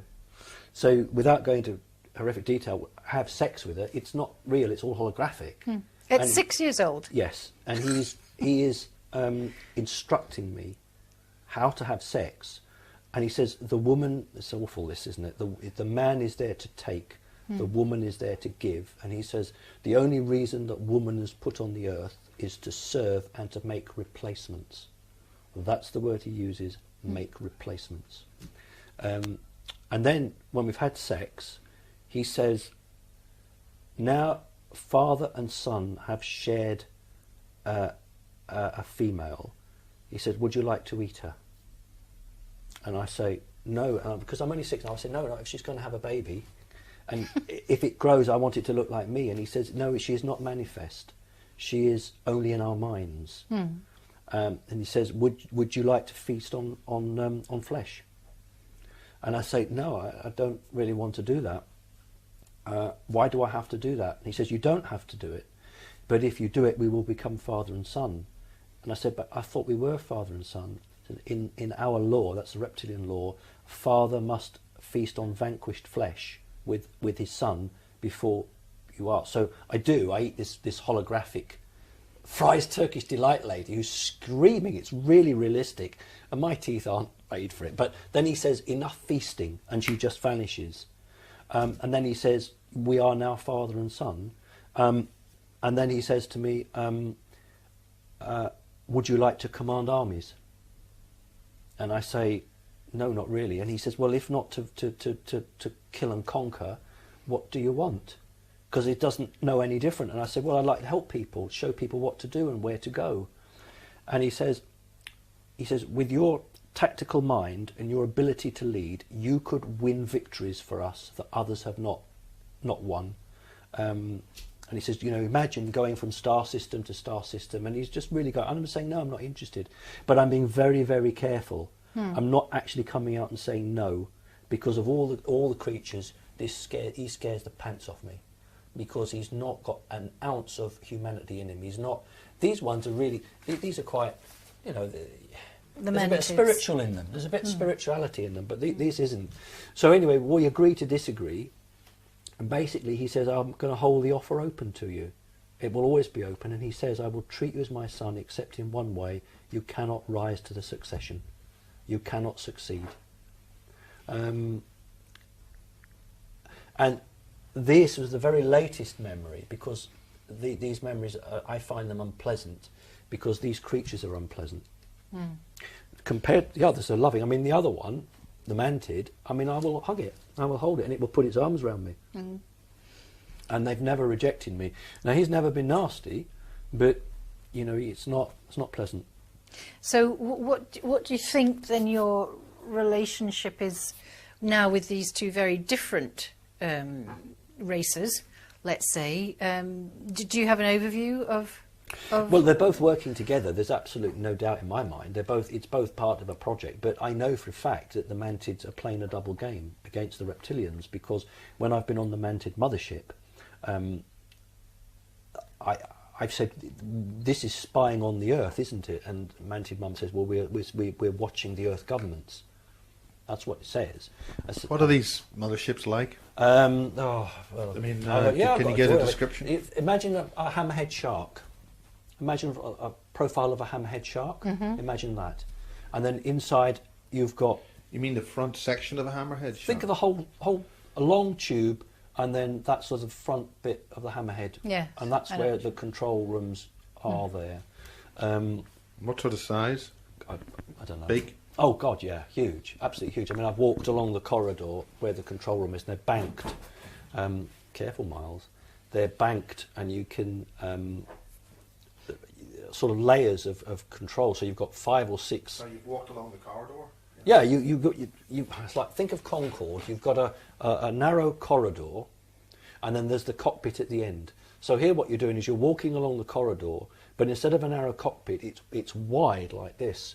And then you've got layers of people of mantids operating computers. So there's one layer here, and then there's another layer here. So they're tiered, and each layer's got his screen in front of him.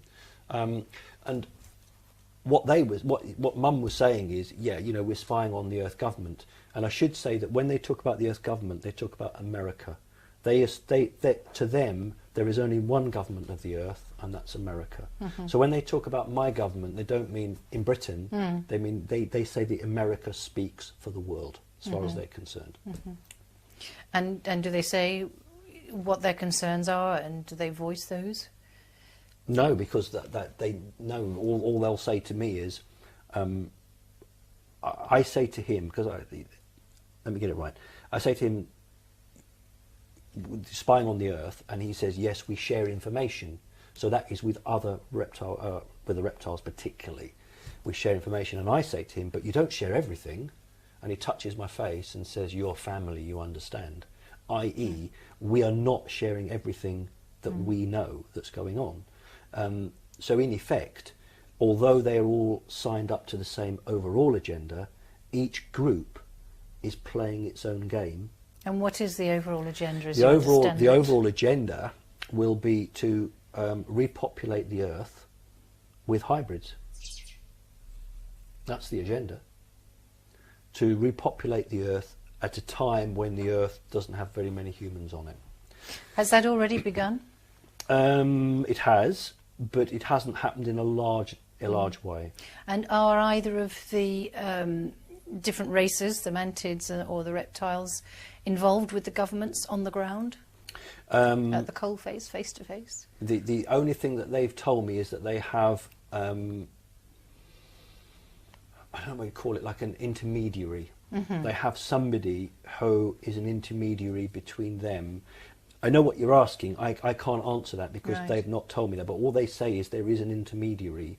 So if there's a situation that occurs, rather than it going nuclear, for want of a better word, they have like the red phone. They have a method to get to that government very quickly through somebody who can carry the dialogue forward. Would you know that if, just taking in mind the fact that you have a personal contract made, is there then a national contract, say, with the American people? Or well, yes, that's why yes, they've said to me that's why your government is the American government. We have the agreement with the American government. That's what they've said to me. Oh, so they have a contract? Oh, God, yeah. They don't call it a contract. Okay, agreement. An agreement. We have an agreement with your government. Is this an ancient agreement, or is I don't you don't know? No, all they've said is we have an agreement with your government. That government, America, speaks for the Earth. So do we know what the agreement is from the American side? I don't know, yet? no. All I know is there's an agreement which is binding, both sides, and it allows them to do what they do,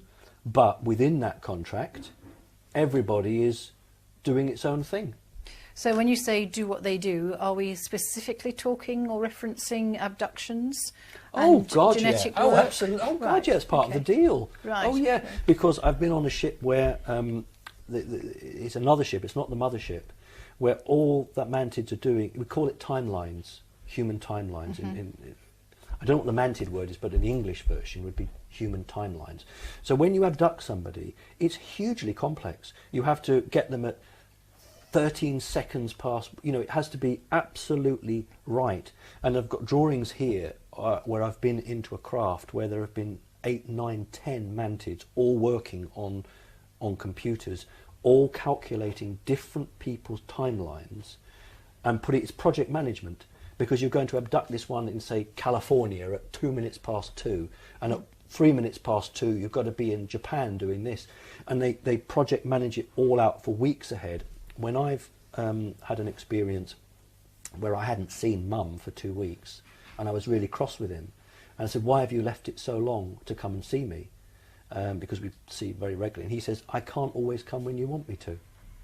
And often when they're doing their project management, something else will come up which is more important, so it has to be slotted in. So I've actually seen them working, and on the ship is 2 layers. They then send that information up from the bottom, from the ground floor, if you like, to the next coordinators, and they're the ones then that authorise which individuals to go and work and abduct that person. So it's absolutely worked out weeks ahead. So it's all about the genetics. It's all about genetics, all about the souls. It's all about, Tell us a bit about the souls, the souls, as far as you're aware. as far as I'm aware, because I can only tell you what I know, what I've seen. Where they've had an association with a soul, it could be good or bad. So where it's a good association, they will work with that individual. So any individual that's getting a reasonably okay interaction, they're happy with that soul of that. They'll know that soul for many hundreds or thousands of years. Where they're not happy with that, that soul has fought against them at some point in history, in a different body, has worked against them, thwarted them. And when that soul manifests itself, they want to isolate that person and lock them out so they cannot then work against them. Do they target specific elements of genetics? For example, Celtic has often been referenced in people who've been abducted. Often there's great They've told me preponderance of Celtic bloodlines. Celtic, what we call Romany or Gypsy, Oh, okay. and Yes. Jewish. And what they've said is, And North American Indian I've also what they've heard said as is, well. yes, because where the bloodline is not as diluted, Yeah. where people have kept within their own groups, that's allowed them to be closest to the original humans. That's what they were looking for. When you widely, diversify, you lose that. But where groups have either religious or local customs that don't allow them to marry outside of that group, you are unintentionally or intentionally keeping it as pure as you can. So they come for that because those genetics were the genetics they worked with 2,000 years ago, 4,000, 5,000 years ago. And you don't put the soul, what did Jesus say? You don't put new wine into old wine sacks because it will split it. And when you have a soul, depending on what its importance to them is, they will actually look, and they have there's some method of moving it into a body. So my soul will always manifest in a male. It will never manifest in a female. And they can track where that soul goes to. And then they might say, in 30 years' time, that person is going to be a real danger to us. So we've got to stop them now. Or they might say, that person's really important, we don't want to fall into the wrong hands, or what have you. And do these two groups that also work with, are they controlled by a higher force? I have seen an image shown to me of a pyramid of a pyramid of a pyramid. These are fourth dimension beings. They're only just there. They're only they're not far away from us. They're just there. But there are other dimensions higher, Sure. and there are good and bad, and they're being manipulated, just as some of the human race has been manipulated. I've no doubt about it. But you know, they're into this power game. Some of them, not all of them, and of course they accept that. So what is the goal then? The goal is hybridization. The goal is to survive on the Earth when the Earth makes the changes. You see. So is there an interest then in living on the planet? Yes, if they can. Yes, they want to experience our dimensionality. They want to be able to physically feel. So would you go so far as to say that it might be a takeover, or was this a... No, because they would have done that by now. Right. You know, okay. They would have done. They could have done it in the Stone Age. Playing devil's advocate. Yes. Yeah. Okay. No, they're not allowed to do that because the law won't allow them. The greater law won't allow them. They've got to do it when they're either invited to do it, or the Earth is so depopulated that it doesn't matter anymore. And it's going to happen one way or the other, and they're just waiting their time. You mentioned this Earth being depopulated. I mean, we've got the Georgia Guidestones and imminent destruction, reduction of the population. Are you referring to that? Do you have any information about all I can tell you is that I have been told that there is some big traumatic times coming, but I personally am not to worry. What they've said to me is you will always be given food, you will always be given water. And I actually said to them, what will I do for company? Because if you're going to, not you killer, but if all the human race is going to be got rid of, what will I do for company? And what they've turned to me and says, you already know that you're compatible with any female here. So when I meant company, I don't think I meant that. I think I meant friends. Yes. But they just immediately thought Adam and Eve, company Yes. female. They've said to me there are traumatic times to come. But you see, it's positive as well, because my own belief from the little that I've picked up from them is that we as humans are going to be given a choice to either stay on this earth or spiritually evolve. And if enough of us want to spiritually evolve, this ain't going to happen. But if we don't, as a race, spiritually evolve and sort out our problems, then we are going to have some very difficult times. And by spiritually evolving, if we're not going to be on the planet, does that mean we'll be in a parallel dimension? Yes, I mean, it's not about spaceships landing necessarily and being loaded on them and carted off. Although that could happen, because it might be that a benign race might think, I don't like what's going on here, and offer people, but then you don't know whether that's a genuine offer or not. Yes. But I think what I'm looking forward to would be the opportunity to embrace love, the opportunity to embrace a higher goodness, and to be able to say, right, I want to move on to whatever it might be the fifth dimension. I'm ready for that. I want to go. How often do you have interactions with your people? I'm writing a book at the moment. Oh, wonderful. Yes, it's called 51 Years of Alien Abduction. I beg your pardon. It's called Alien Abduction, 51 Years of Extraterrestrial Contact. And at the moment, I'm being left alone. And they want me to write the book. Prior to that, I keep a calendar and I mark on it when it happens. So between 3 times and 5 times a month. Okay. Between 3 and 5 times a month. And then it might be that I'll get 2 or 3 very close together and then a gap. And you know, they have come when my wife's been in the room. You know. And when that happens, is she disturbed at all? She's not aware? No, well, she goes into slow motion. What happens is that there's like a bubble that comes round, and she just immediately goes into slow motion because they don't want her involved. So they freeze time. But I'm not put into slow motion because I'm the subject of the interaction. Sure. So she goes into very, very slow motion. Well, a good example will be when I open the dishwasher to take the pots out and I touch them and say, oh, it's very hot. I'll just leave the dishwasher open and let it cool down a little bit. So I go back into the kitchen and I say to her, be careful because the door of the dishwasher's right down, don't trip over it. And the very next thing I can remember is opening the dishwasher door and saying to my wife, I'm just going to open the dishwasher door and let it cool down a bit. put my hand on the pots and they're stone cold. And I said, oh, it's broken. The heating element must have broken. It's not hot. It's not. And so she comes up and says, oh, God, that's all we need. And I said, but you've just said that. I said, what do you mean I've just said that? Well, you just said that. I said, how long ago did I say that? She said, I don't know, maybe a quarter of an hour ago. So I look at my watch, and my watch is fine for time. And I said, well, what did we do in the 15 minutes between saying that? And she, I don't know. I don't know what we did. I can't remember. And whatever happens if she's with me, she just has 20 minutes or 30 minutes of, I don't remember. I just remember that. And they'll just come and do what they do, take me away, bring me back. And on one occasion, this particular creature, as a female, has looked at her and said, is this your human mate? And I said, yes. And then this particular creature has gone, huh. And I'm very worried that she is going to attack my human mate. And I say, I haven't got any children with her to try and placate her. And she says, no, but you have them with me and others. And that's fine. That's fine. So do you know your children? Yes, your I've got jewellery. children? Yes, Let's have you got one? Well, yeah, but you can find them. Hang on.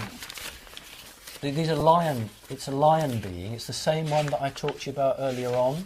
The one that I had to ride on its back. Oh yes. And it was bonding. Now they only have twins. Whenever they just have twins. They'll never have a single child. So I've got 10 with this one. Reminds me of a certain German gentleman. I can find it. See, we should have had all this already, shouldn't we, hey? Well, never mind. We didn't know we were going to hop into this Here we are. element. Wait a minute.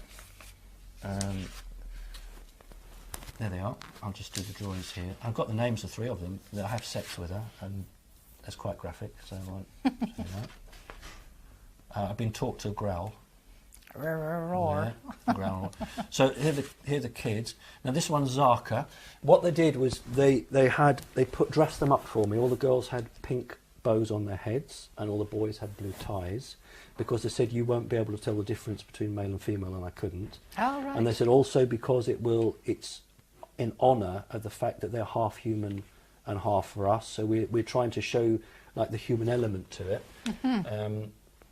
The female names all begin with Z, so that Zaka and Zauf, but the male is Rikal, and they're all twins. They're all set groups of twins, and I say they are all very beautiful. My heart is happy to behold them, and the Lion Queen says to me, "It is right that you protect your offspring."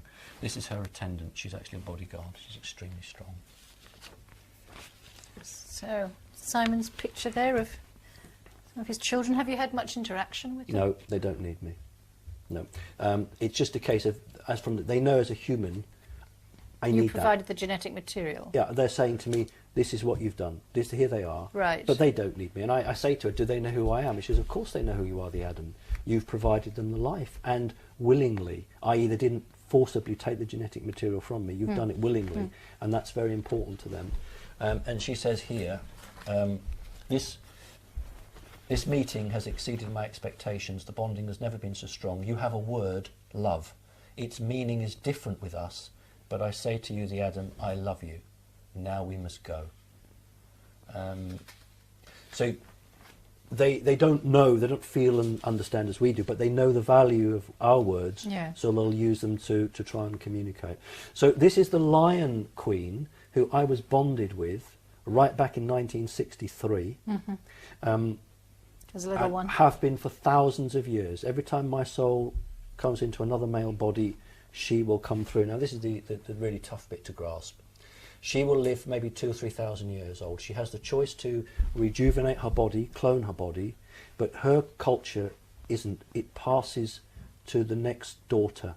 So she's got, say, 5 or 6 female children. When she's ready to die, her soul is taken out of her body. The soul from the one she chooses, female, comes out and is put into storage. Her soul goes into that child. That then becomes the cat queen. She then comes and visits me. I'll be in another body at that point. She becomes pregnant, has 2 children, always twins. One is a female. Before the soul enters that one, the soul in storage that she took out is taken.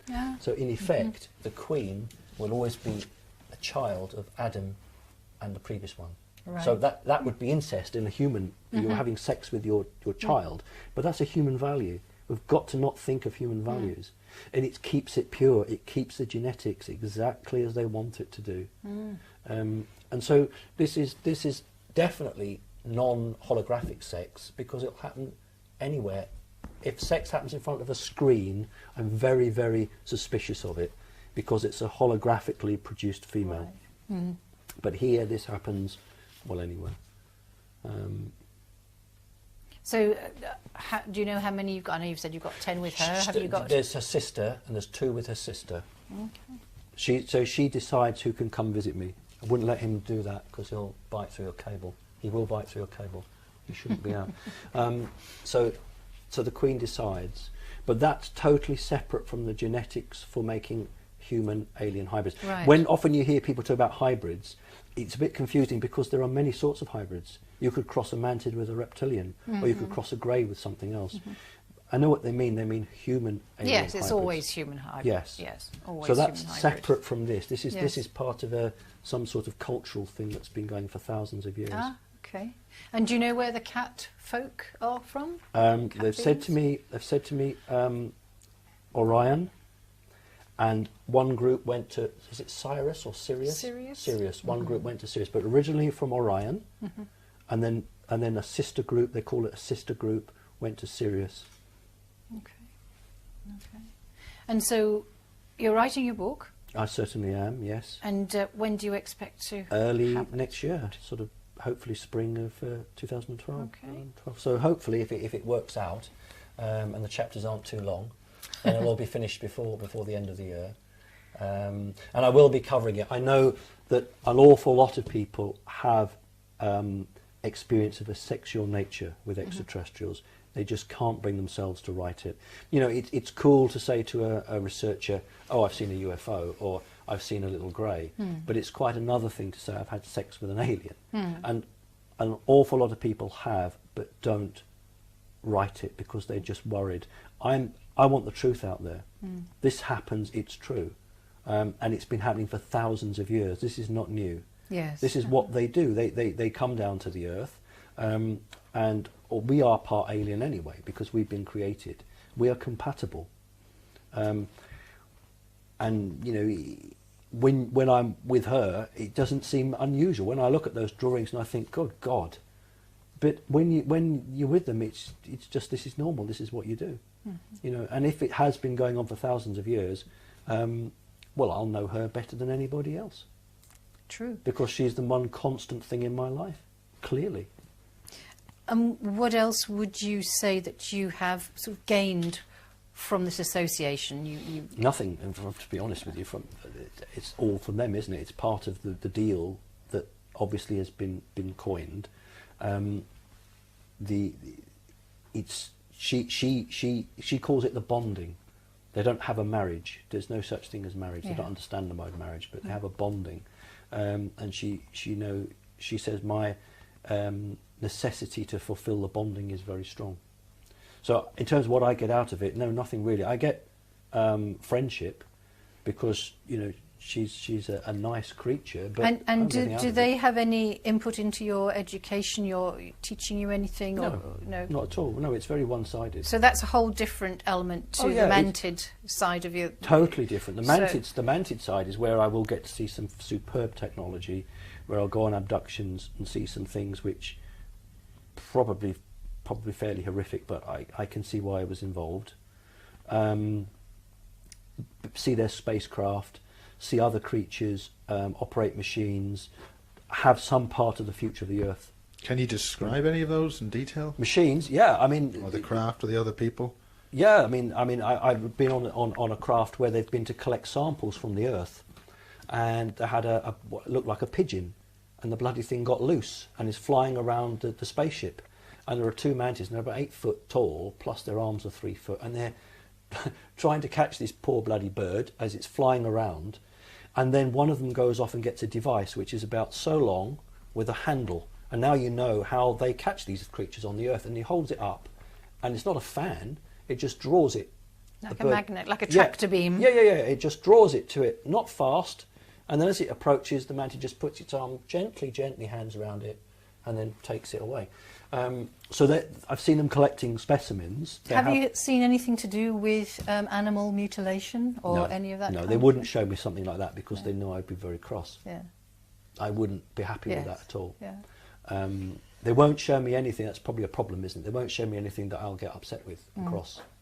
So unfortunately, I'm not. Yeah, well, seeing what are the horrific things you mentioned? Horrific things, but I was talking show about you some horrific things. Well, yeah, when a hybrid goes mad, basically when hybrids are being created, they look to be all right, but after a period of a few years, they'll just break down in the mind, and they have to be actually isolated and destroyed. Because ETs, full ETs, do not consider hybrids their equal. But what an ET, what a hybrid body will do is hold a soul, one of their souls or a human soul, and if it's viable, it can stay on the earth. But they don't consider them equal to themselves. So there's a pecking order, if you like. So this goes back to soul harvesting and soul capturing, in which case they would appear to have control of the human death cycle. That's the cats. They're not supposed to be involved. They're not allowed to do it, but they do. There's a greater force, you can call it God if you want, there's a greater force that deems where souls will go. But they have the technology to manipulate it and do it, yes. Because there are very strong connections now with certain German research during World War II, where soul manipulation, soul splicing was happening. Any research on well, they've spoke to me of Hitler, if that's what you want to hear about. I mean, they've actually... when one of these experiences, I was taken up on a tall tower under the earth. It's a cavernous thing under the earth where the reptiles are, and I was taken up on a tower, and there are hundreds and hundreds and hundreds of hybrids underneath me, and I've been taught to raise my hands up like this, and when I do that, then the hybrids raise their hands up and they say to me, they call me father, parent, and I was going up on this thing. I said to Mum, God, this is what the Roman emperors or Hitler must have felt, seeing all these thousands of people in front of you. And on the word Hitler, he turns to me and says, you are correct.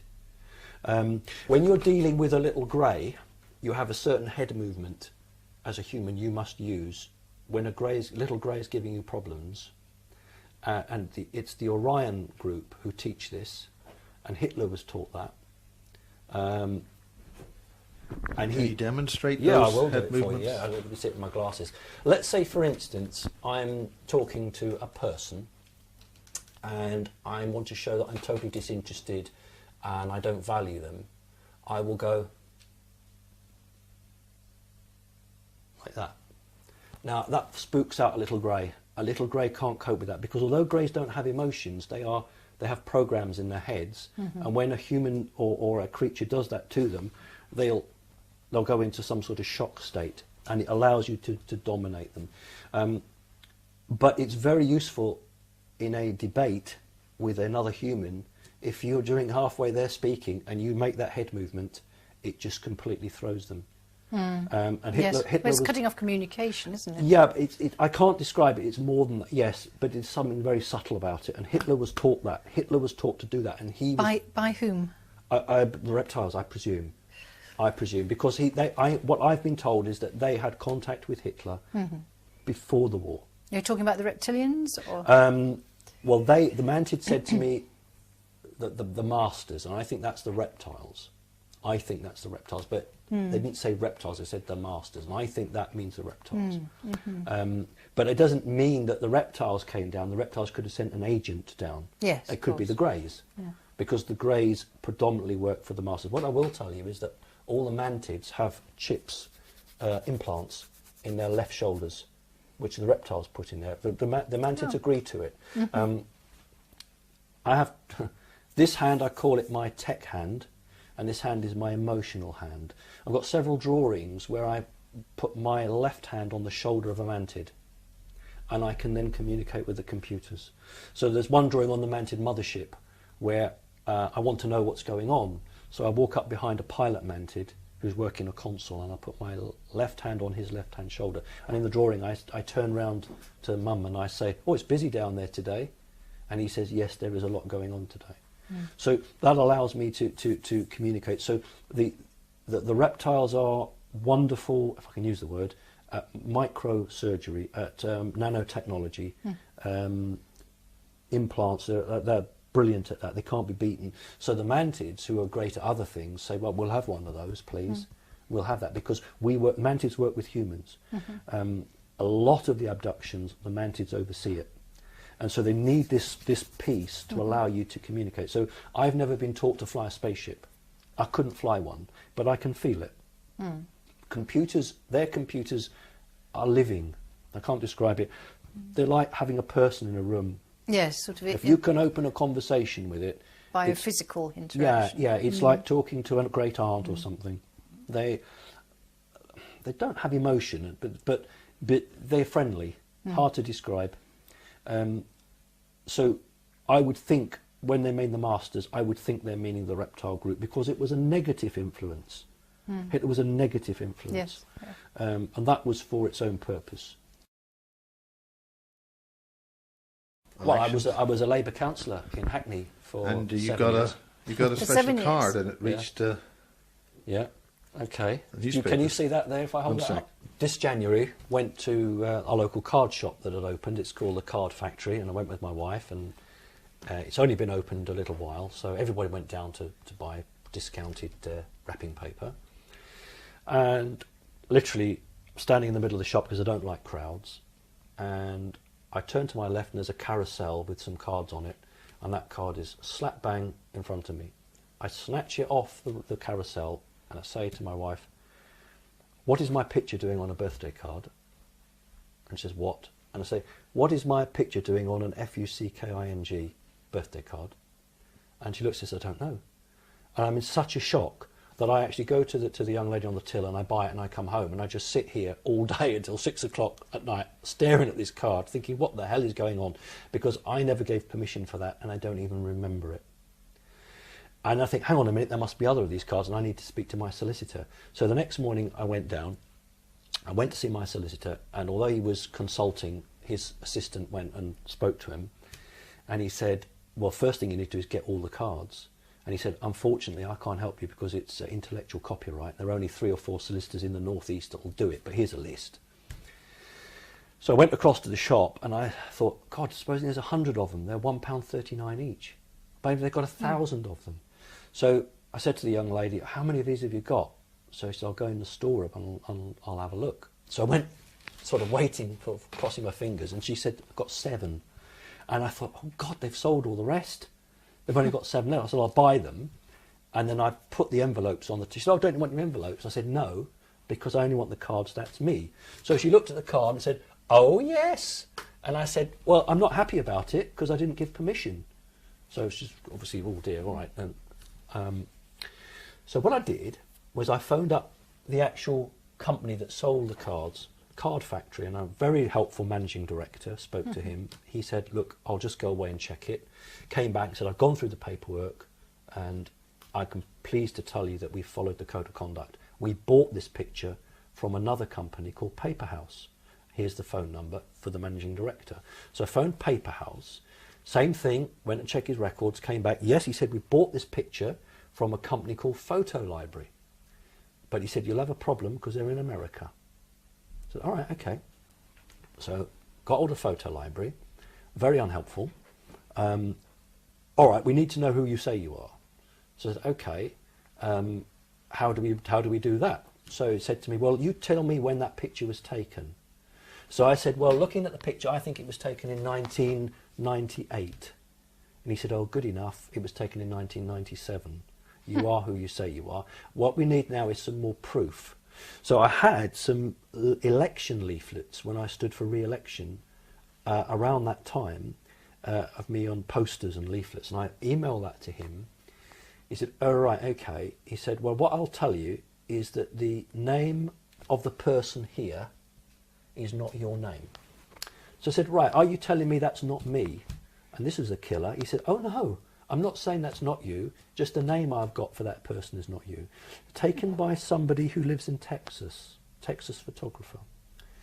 So I said, right, okay, where do we go from here? And he said to me, we don't go anywhere because English law doesn't touch us.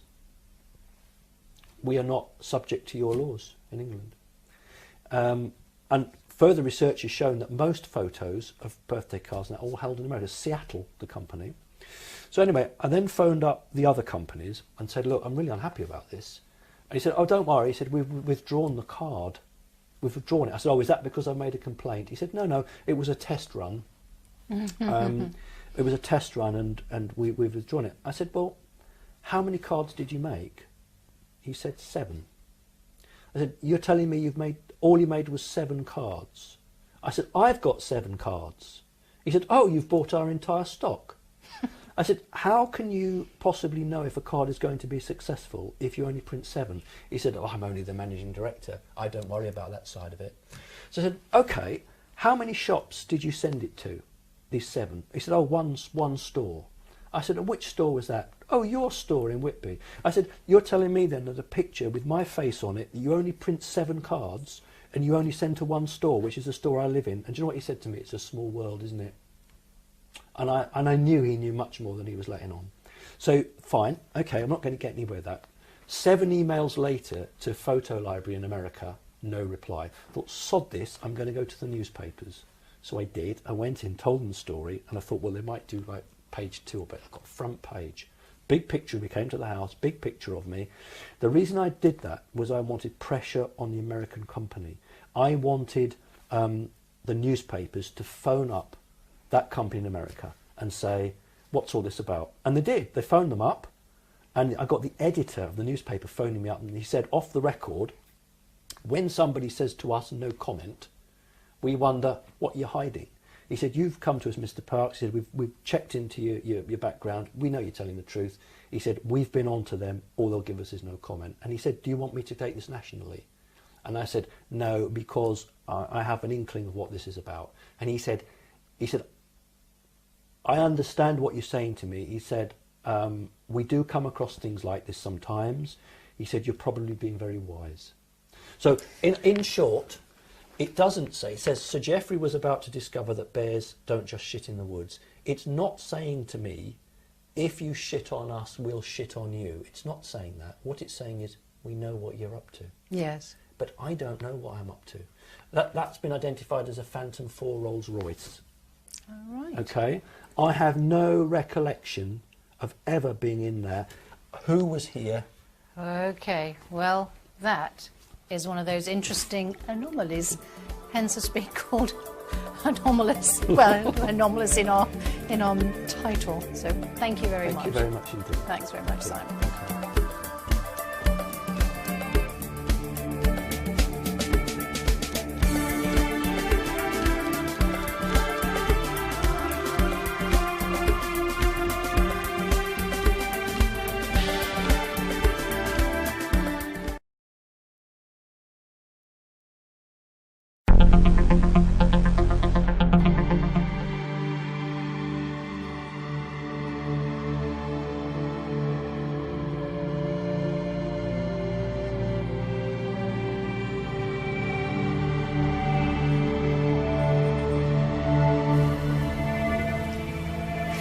So we've just been speaking to Simon Parkes, and we're just going to finish off with Simon talking to us about the birthday card incident, where he actually saw a birthday card in his local shop with pictures of him on it. So Simon, if we can finish off with that story, okay. And then perhaps we will also perhaps wrap up with the most salient points of this experience so far. Okay. Thank you.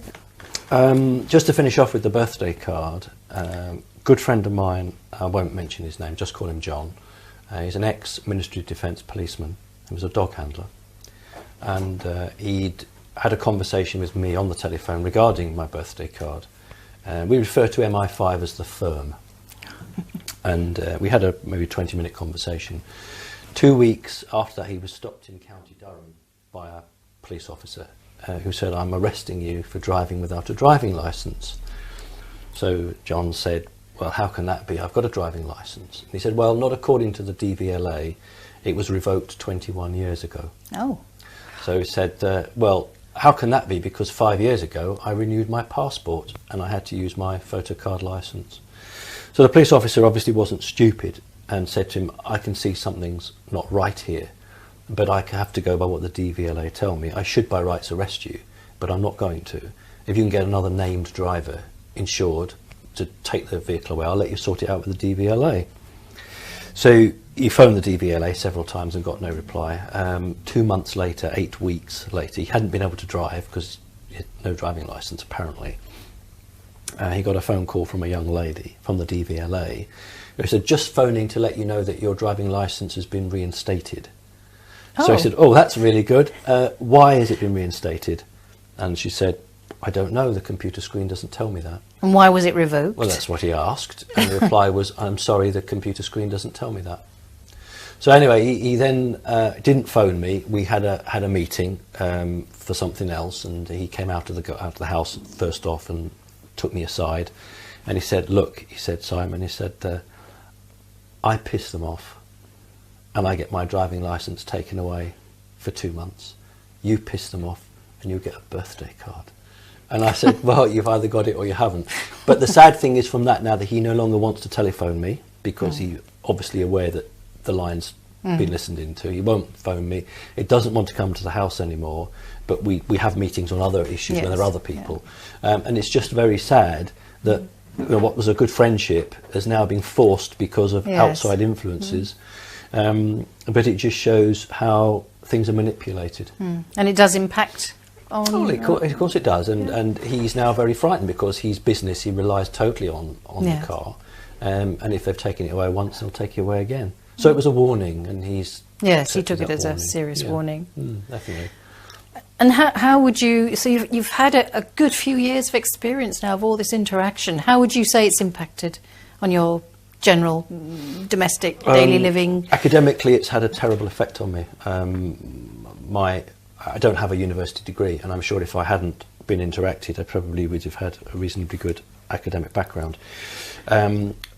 However, the positive side, my ability to interact with people. That's why I got into politics, all the jobs that I've had with local authorities. I've managed large teams of people, motivated people, achieved things that others haven't.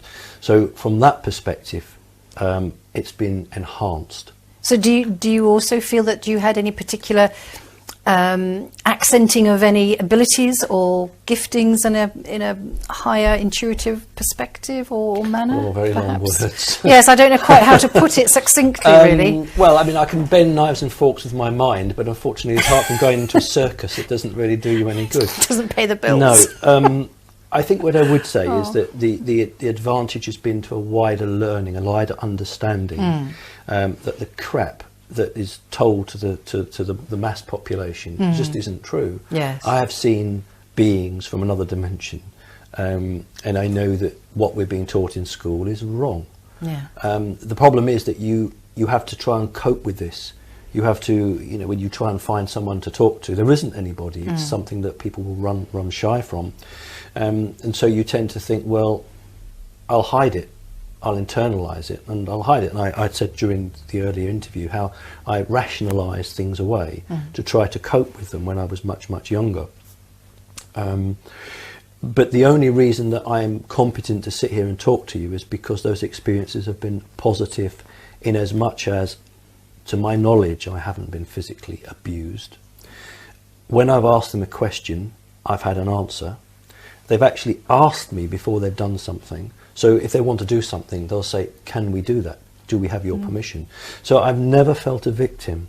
And also you mentioned earlier on as well some relation to your wellness, your well-being, that they said that it will always... I mean, there's one, I don't know if you've got 2 or 3 minutes, I'd just like to say in 1969, I was 10 years old, and my best friend had come to the house, and my human mum was at work, and we were playing at the back of the house, and it was an old Victorian house and a concrete drop. And I always remembered I lost my balance on this.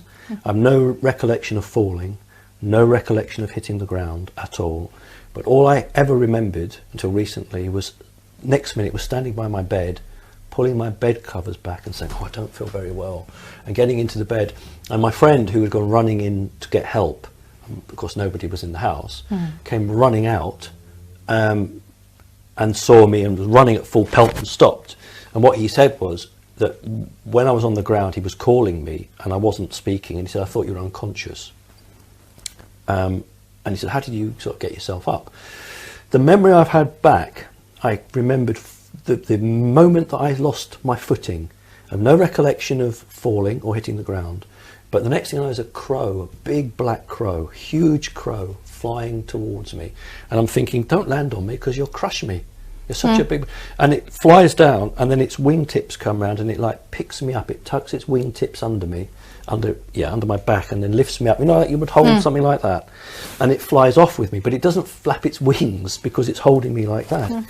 And the next thing I remember are the two mantis doctors over me working. Now, normally when the doctors are doing something, they're quite like this, they're quite taking their instruments. But these ones were going like this. They never panic, but it was really... And I said to them, what's happened to me? And very matter of fact, said, you died. Oh. And I said, I died? He said, yes, but don't worry, we will return you. And the next memory, I'm back at the bed, putting the bed clothes back, I don't feel very well. Now then, in 2009, when I was teaching a pupil, a stupid woman went into the back of us. And I hurt my hands and a bit of whiplash. So off to hospital, and x-ray, and the doctor says, oh, you're all right, it's just soft tissue damage. But I'd like to talk to you about the damage to your spine. How did that happen? So I said, what damage to my spine? And she was quite nonplussed and says, you don't know about that? And I said, no, what damage? And she says, well, you didn't go to hospital then? I said, no, what damage? She said, well, we usually see severe damage to the spine with heavy contact sports. Have you played rugby? No. I said, I've never played rugby. By this time, I'm more worried about... I said, no, I haven't. I said, well, what sort of damage? And she says, well, it's all right, it's old damage. It's healed now. I said, yeah, but what is it? She said, your spine was broken, but it's snapped in half, but has healed. I said, there's nothing we can do for you. And she said, are you sure that you don't remember this? And I said, no. And she said, well, not to worry then. And do you get any back problems? Or no, not at all. Now, what I should do under freedom of information is write to James Cook Hospital and ask for that x-ray. You should. That would be very interesting as evidence. Would be. Yeah. And I now think that was caused because of that. But my friend Malcolm, who said to me, you know, you weren't moving, I was shouting my name, you weren't speaking. And he said, how did you get to the bed? How did you get up? And it was about for 40, 50 feet, about now. And so you said how it's changed me.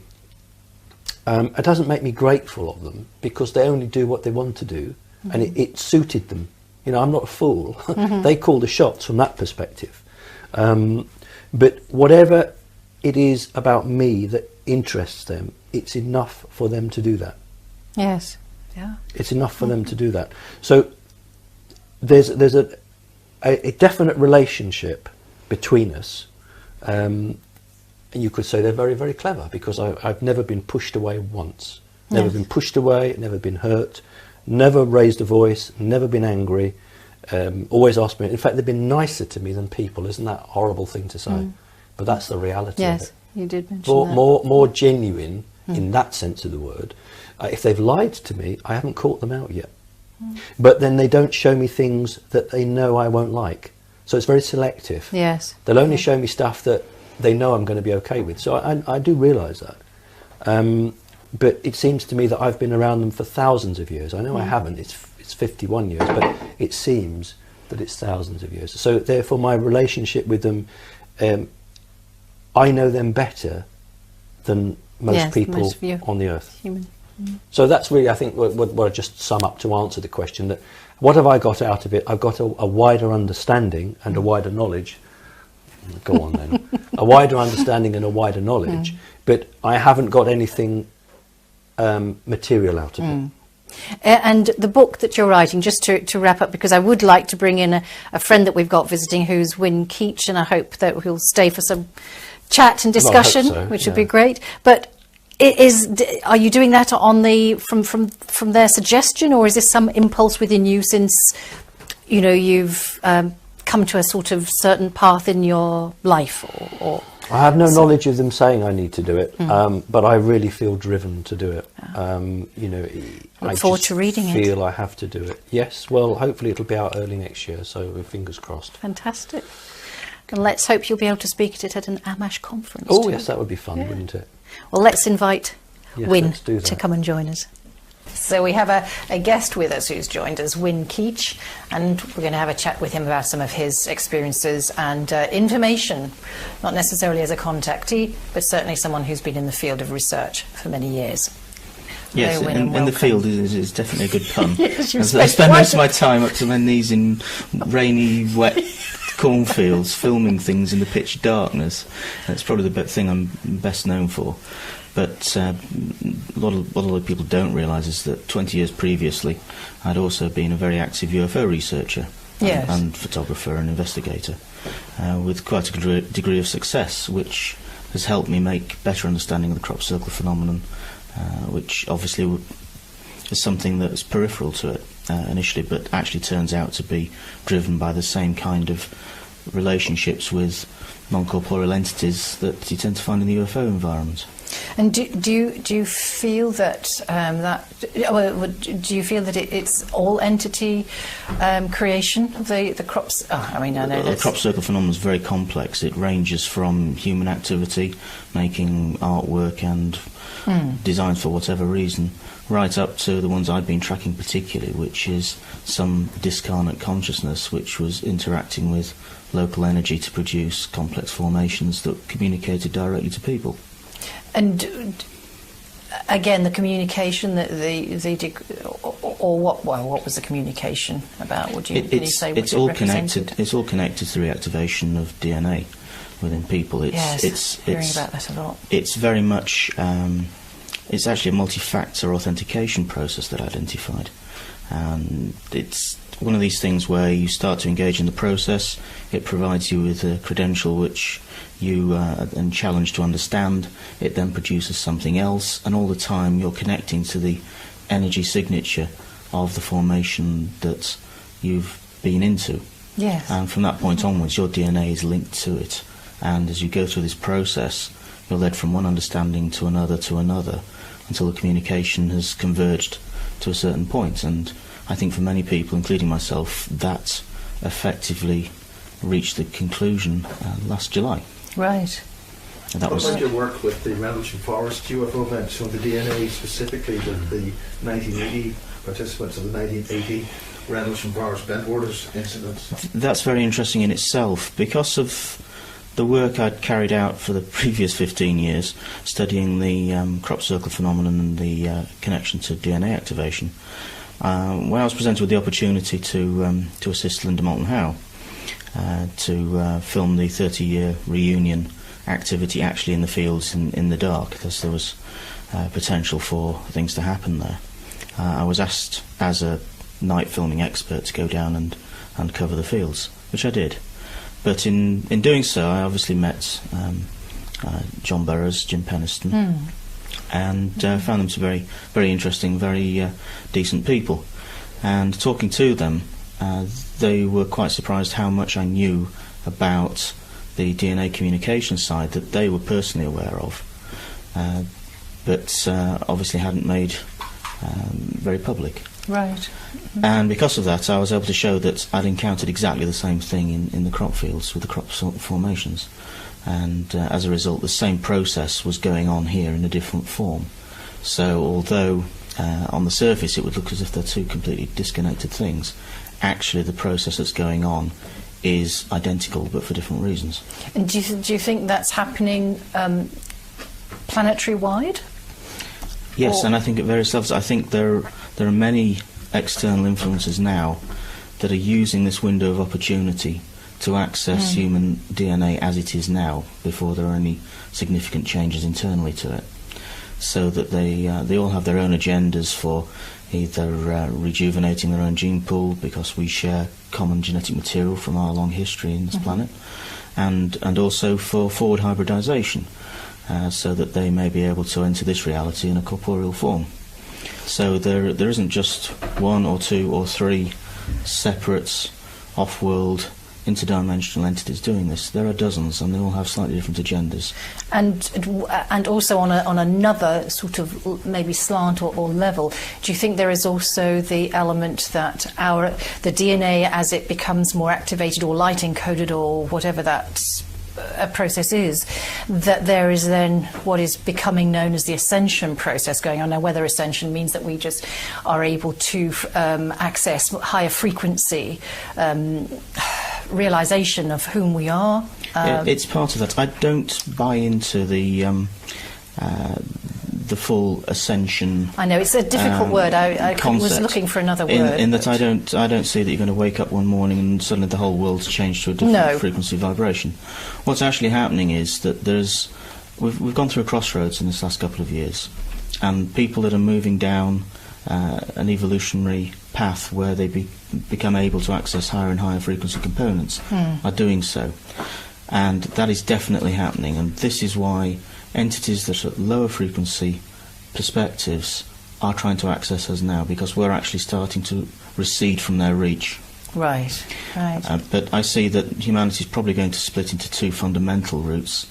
There will be people who won't actually move from the position they are in now, and they will probably start to eventually breed out generation by generation on this planet. Yes, yeah. And the other components of the population, the component that's now positively evolving, are the ones that are going to have access to a wider reality range than we have now. And maybe that feeds in also nicely, Simon, with a lot of what you've been saying and your experiences.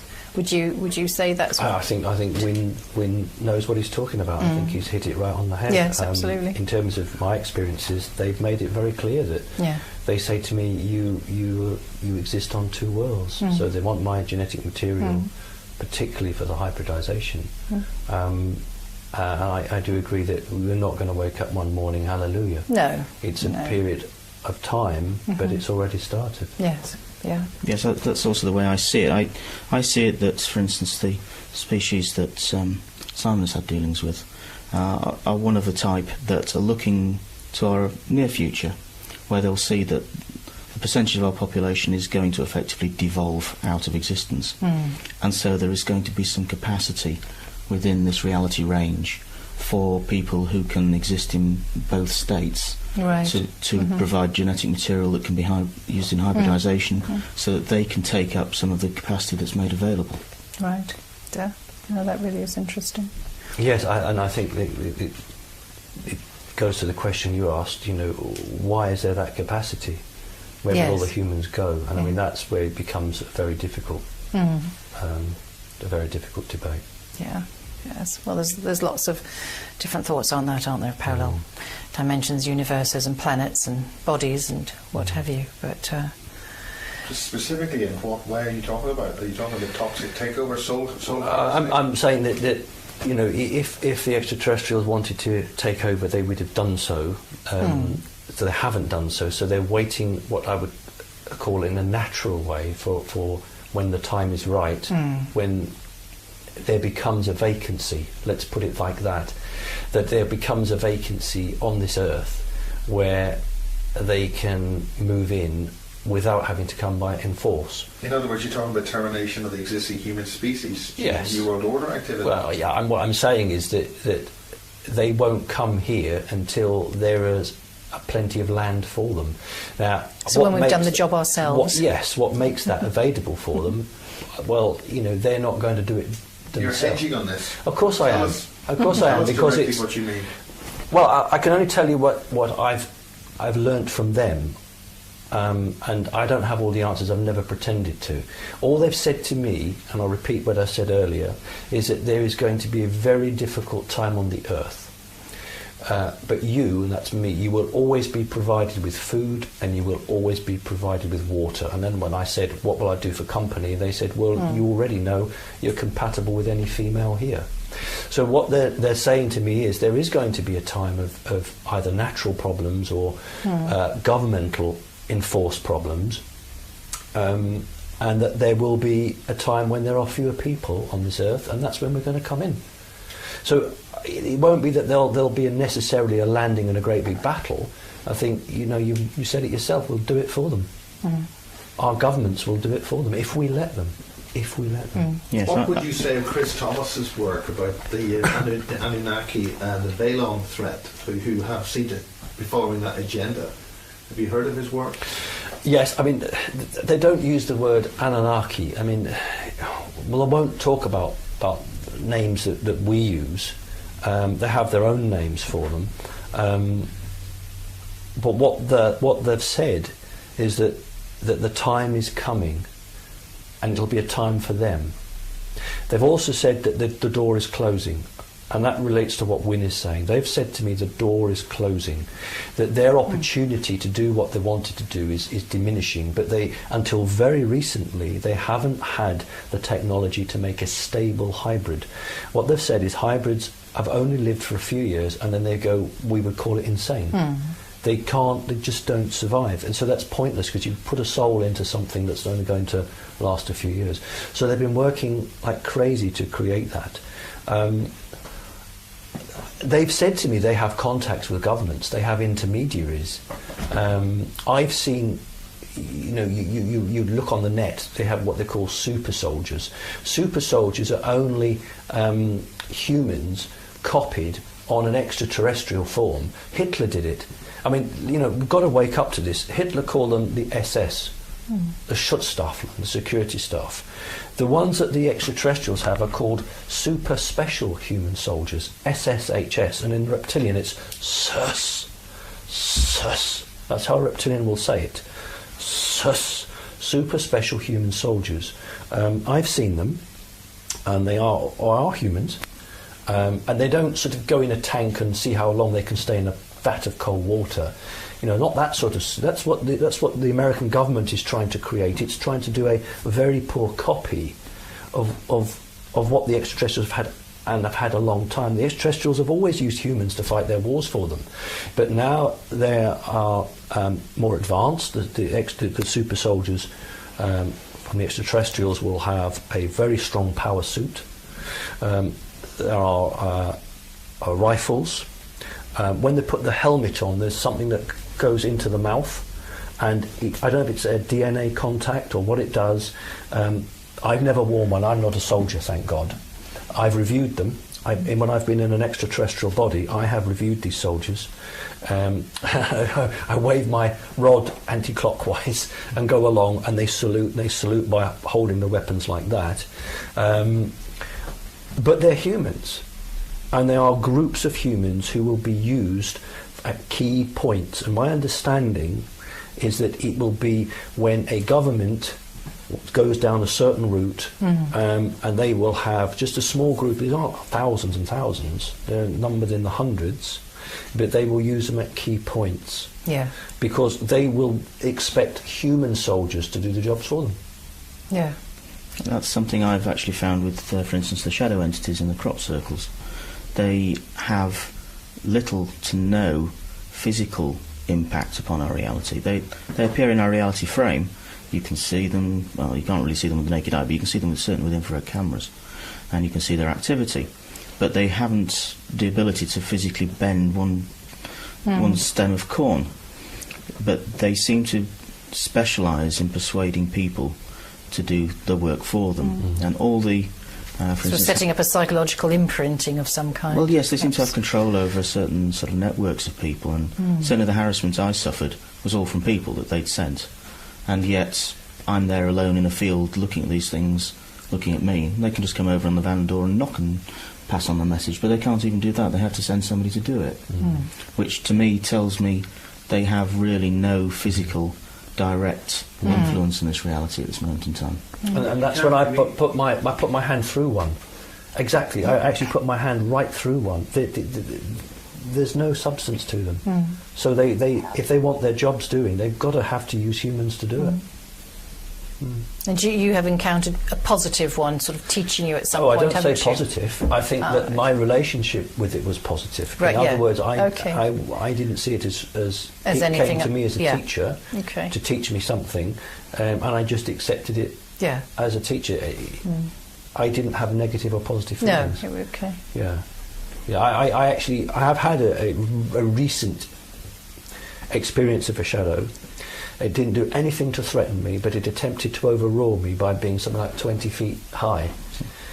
So it appeared while I was in the allotment, and I saw a shadow of a tree, and what's that? And then up 20 feet high, and I said, I don't want to see you, go. And every time I said, I don't want to see you, it shrank and shrank and shrank until it was about 4 or 5 feet high. And then it offered me a female. So there was a naked woman on the floor. And I said, that's not a real woman. That's not real. Don't, you know, can't bribe me with something that's not real. So that vanished. But it didn't say anything more, and I just went up to it and I actually put my hands on the sides of its head, and I said, I don't know why I said this, I said, I will burn you out from the inside and make you a hollow creature unless you go. And on the word go, it vanished, but there was just a black, you imagine a silk handkerchief, a black silk handkerchief, and if you just let that go and it just gently wafted down, that's all that was left, and then it just vanished before it hit the ground. But at no point was it violent or nasty or threatening, it just was its sheer size. Yeah. And what that was about, I really don't know. But I wasn't going to have any of it. No, absolutely. You know. Yeah. So how did you two get together then? Well, yes. Well, I was giving a talk for a friend at a conference locally, and Simon came to the talk. I was giving showing some film footage of the shadow entities entering the fields in Wiltshire, and Simon immediately recognised these, as he'd encountered these face to face in person. And so Simon came to talk to me at the end of the lecture and said, "Look, these things, I've seen these. You know, I'd like to know, are they real? Is what I've experienced relevant? And you know, anything you can sort of help me with to help understand what I've experienced would be useful." So arranged to meet Simon and came over to just offer my perspective on my personal observations of these things and my understanding of them. And what Simon was then able to show me was that he had very extensive and very life-changing contact with these and other entities. But at that time he was starting to have recollection of the experiences, but he didn't understand almost the sort of the narrative of it as to how all the pieces fitted together. There was no sort of coherence to it. There was just you know, a recollection of this, a recollection of that. He didn't understand what the details meant, and was looking for some kind of pattern or understanding to the details he was recalling. And I was able to quickly recognise what was going on there, but obviously offering Simon just enough for him to understand on his own terms what was going on. I didn't want to lead Simon into thinking things were one way or the other. I just provided the information that Simon requested as he went through this stage so that he could make a better understanding. And I concluded from that what had actually happened was Simon had been approached and identified at a very young age and was put through a series of tests. And this was your initial contact point with these shadow type entities and others. And they were testing him for, first of all, telepathic ability, and then secondly for precognitance. And once they'd established that he had the capability for both these things, they then went on to further tests. And Simon then escalated through further tests and revision and then some teaching from them, and then obviously came out top of the class. And was then thrown into the big league of meeting further entities, some of which I've had experience of, and some I really haven't had direct experience of. So it really was quite a fascinating personal story that unfolded because of this. What specifics are you talking about in terms of entities, other beings, if you want to talk about that? Okay, Crystal being, that was one, wasn't it? Crystal being is one. Yes, I don't think you mentioned that one, Simon. No, it's into the kitchen, 5 what I call robot greys came in, and then just literally through the window of the wall was a beautiful, like, think of a chandelier, but this had a face, and there were shards of crystal rotating around it. and one of the greys gets me by the hand and pulls me, because I'm not sure I like greys, so I don't really like them, to bring me right underneath this. And obviously some form of communication, and unfortunately I've got no knowledge of any communication. But that was something that Wynne helped me with, to help me to understand. And Wynne's a great researcher. He can go away and do some research and then let me know. But Wynne's right. Sometimes he infuriates me because he doesn't tell me. I'll ask him something, and he's doing it to help me. Yes, I understood. I just bloody tell me, Wynne. Yes. And he won't. I mean, Wynne, you remember the very first time we met, and you said to me, "You've been around these creatures so long, you've taken on their personality." Yes. And what it amazed me was that within 2 minutes, no, not even that, within 20 seconds, this man could identify that was the case. Because when he looked at the drawings, he was saying, "Oh, I know what that is. Oh, I know what that is," and could then back it up. Brilliant. Whereas when you speak to, I've spoken to most people, they say, "Well, I haven't a clue about that." Yeah. You know, and that's why Wynne is so special to me, because my experience is pretty detailed. Yes. And a lot definitely. of researchers I've spoken to get lost because they think, "I can't keep up with it." Yeah. Not being rude, they just say, "Well, I just can't manage it." This man copes with it. Yes. So he's been a real godsend, Yeah, because he's been supporting me, but we're not leading me, and that's what he's Yes. saying. He's not Yeah. led No. me. Absolutely. I I've understand. been very careful not to Yeah. lead you or cross-contaminate you with things Yeah. that I know. Yeah. Because yours, I think, is a very important story, and it is something that shouldn't be sullied or in any way tainted by any external influence, including myself. So I'll be very careful not to do that. This is, makes me angry sometimes. Well, I know it's frustrating. That's the way it goes. But what came of the crystal entity? It was or that being, or Wynne the had done some energy? research and found that this crystal was known and had been working with American military as a sort of an intermediary. Yeah, no, I haven't heard about this one. No, it's quite new, and a lot of researchers don't like the idea because they're comfortable with, you know, your usual run of baddies. So here was a new one that was brought on the scene, and well, where's this one come from? New kid on the block, and so a lot of researchers, very much from a human perspective, won't accept it. They have a problem with it. But this creature, when I can't remember any communication at all, but what I remember is if you were to take a glass jar, jam jar, and fill it with marbles and shake it, that's what it sounded like when it was communicating with me. And then, after a while, that changed, and I could then understand it. But I can't tell you what it said. So but to start with, it was like marbles in a jam jar. Familiarising you with its language or his I don't know. I think it was just process. chatting to me, and then thinking, "Oh, he's not understanding me," and maybe then having to change the frequency or something. And then, but all I can tell you is I know it came to ask me something. It came to ask me something, and I said yes. But I don't know any more than that. But reptiles, I will want to bring Wynne on this one. Well, I won't go into it in too detail a subject because there's a lot to it that perhaps is best not for tonight. But my memories for the last year have all been about mantids and greys and Nordics, but very recently reptiles. And these memories are not very good. I haven't even told tonight. I told you one, and I haven't mentioned to Wynne. And I would be interested in Wynne's take on this if you've got 2 minutes. That's fine. Make hay while the sun shines, guys. Okay. Can you hear all right? Yeah. Yeah. Okay. It's just, for instance, if you want to say something that you don't want to have released later, say it now, and then we don't release it later. No, all it is that there's an agenda with the reptilians that is very near the knuckle, and you know we have to be careful with it. As I know how intermixed with politics and military they are, and sometimes you bring. AMMACH does not want the system closing it down now, and if we go too far down that road, that's what will happen. Okay, so you ready? I'll talk about a bit of the reptiles because I'll talk about my experience because I haven't told Wynne this, and that'll be useful. Okay, I sent you a few drawings, Wynne, regarding the reptiles, and you said because your mind is just beginning to cope with it now, you're coming back with them. But I did want to just run this one past you.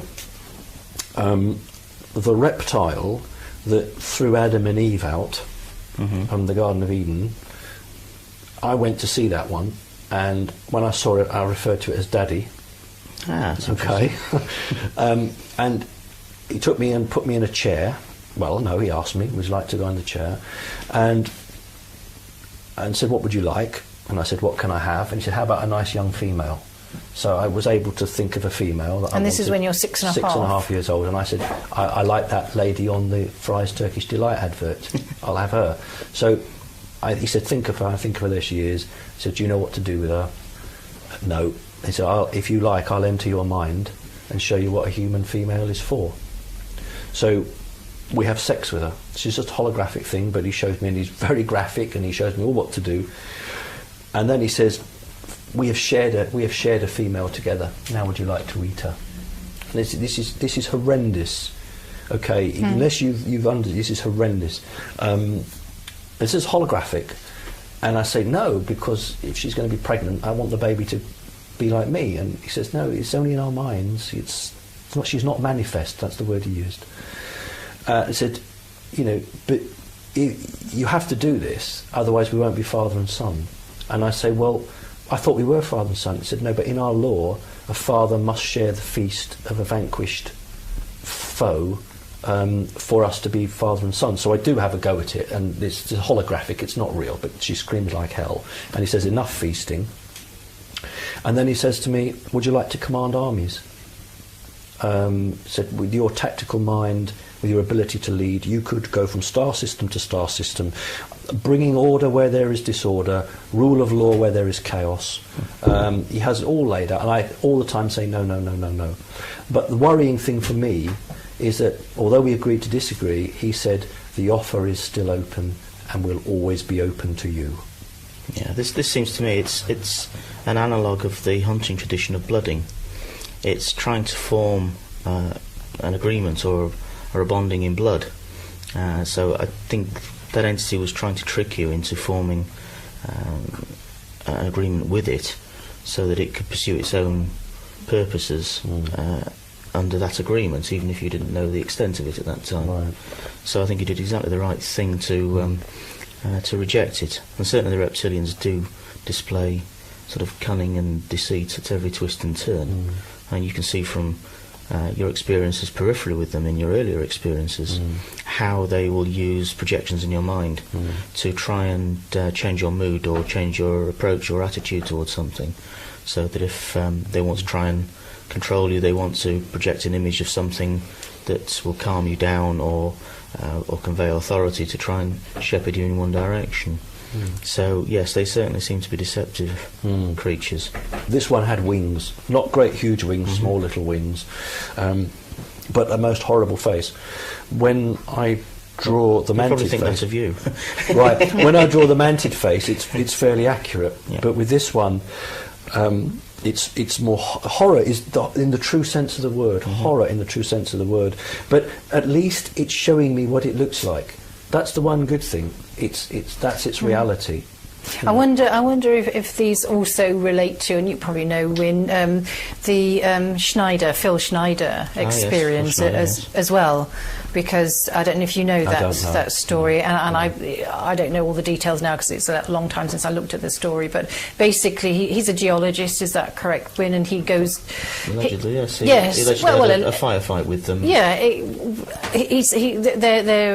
they've got something that they need to research, so he sent down this hole that they've created, because there's something amiss or awry or something. I can't remember the exact details, as I said, but anyway, he comes across a huge reptilian, and there, as Wynne said, a firefight opened, and he was horribly, injured. Yes. I mean, he was very, very badly injured. Whether it was through a firefight with aliens and the reptilian, I don't know, but he lost some fingers, he had his internal organs burnt out, and I think it was only 2 years, wasn't it, that he was speaking before he died quite suddenly. Suicided. Yes. Suicided with his own catheter, was it? He was disabled through his injuries and stuff. You see, the thing is that when I went to see this one, it was under the earth. and Yeah. it was very hot. Yeah. Very hot, and I couldn't stand it. And they actually have tanks for humans to go in, and they do something to cool you down. And he said to me, the effects of this will last for many hours, so you'll be able to survive here without being in discomfort. But what the mantids have told me about the reptilians, because it could be a double bluff, but I do believe the mantids are playing a double game. Very Yes. dangerous against the reptilians. But what they've said is that a reptilian will know what you're thinking before you think it. But the mantids are still very, very perceptive. They're very clever. But what they're warning me, when I'm with them, I have to block. Because if I don't, they'll access. And when I told you when I was on the mantid mothership, and they were basically saying to me, we don't share information with all of them. And I'm saying, well, you know, you don't share it with the reptilians. And they say, oh, your family, you know. So although they're one group working towards supposedly an overall goal, they are working against each other. But surely with this kind of disclosure as well, or sharing, let's say, that the reptilians will easily plug into this awareness now, do you think? Well, or? no, because what they'll do is they can put, there'll be blocks in my mind, so when I'm with a reptilian, they won't be able to access that, because to do so would probably kill me. But generally, I mean that the reptilians will then pick up that the mantids are doing this double buff game. I think they already know. Yes. Well, that's what I was thinking. How can they not? The reptilians have been here a long time, and Yeah. the reason that mostly they're under the ground is that they were wiped off the surface of the planet a long time ago, and only the branch that survived is the one that survived beneath the planet. But no, they definitely have their own agenda, and it's not a good one for humanity, because they look on humanity in a rather negative fashion. They see, you know, Homo sapiens sapien on this planet as a latecomer that has taken over their heritage, and their technology tends to be biologically based, and they see humanity as a biological source more than anything else. Yes. Yeah. Rather than an equal playmate in the playfield. No, I understand that. Whereas my understanding of the mantids is different in that they're not especially emotional creatures. They're quite logical, you know, as you would expect, somewhat insect-like in terms of having a defined hierarchy. But they are also an ancient race, and they seem to have evolved a highly sophisticated culture, and they have their own agenda, and they don't seem to make any bones about it. They want to have at least a portion of themselves have access to the same space that we're in now, and they see the ability to hybridise through people as being something crucial to their future development. And what about folks like, you know, sort of the tall whites that we hear about from Charles That's very interesting. Hall? Yes, I saw Charles Hall in Blackpool when he gave a talk this year.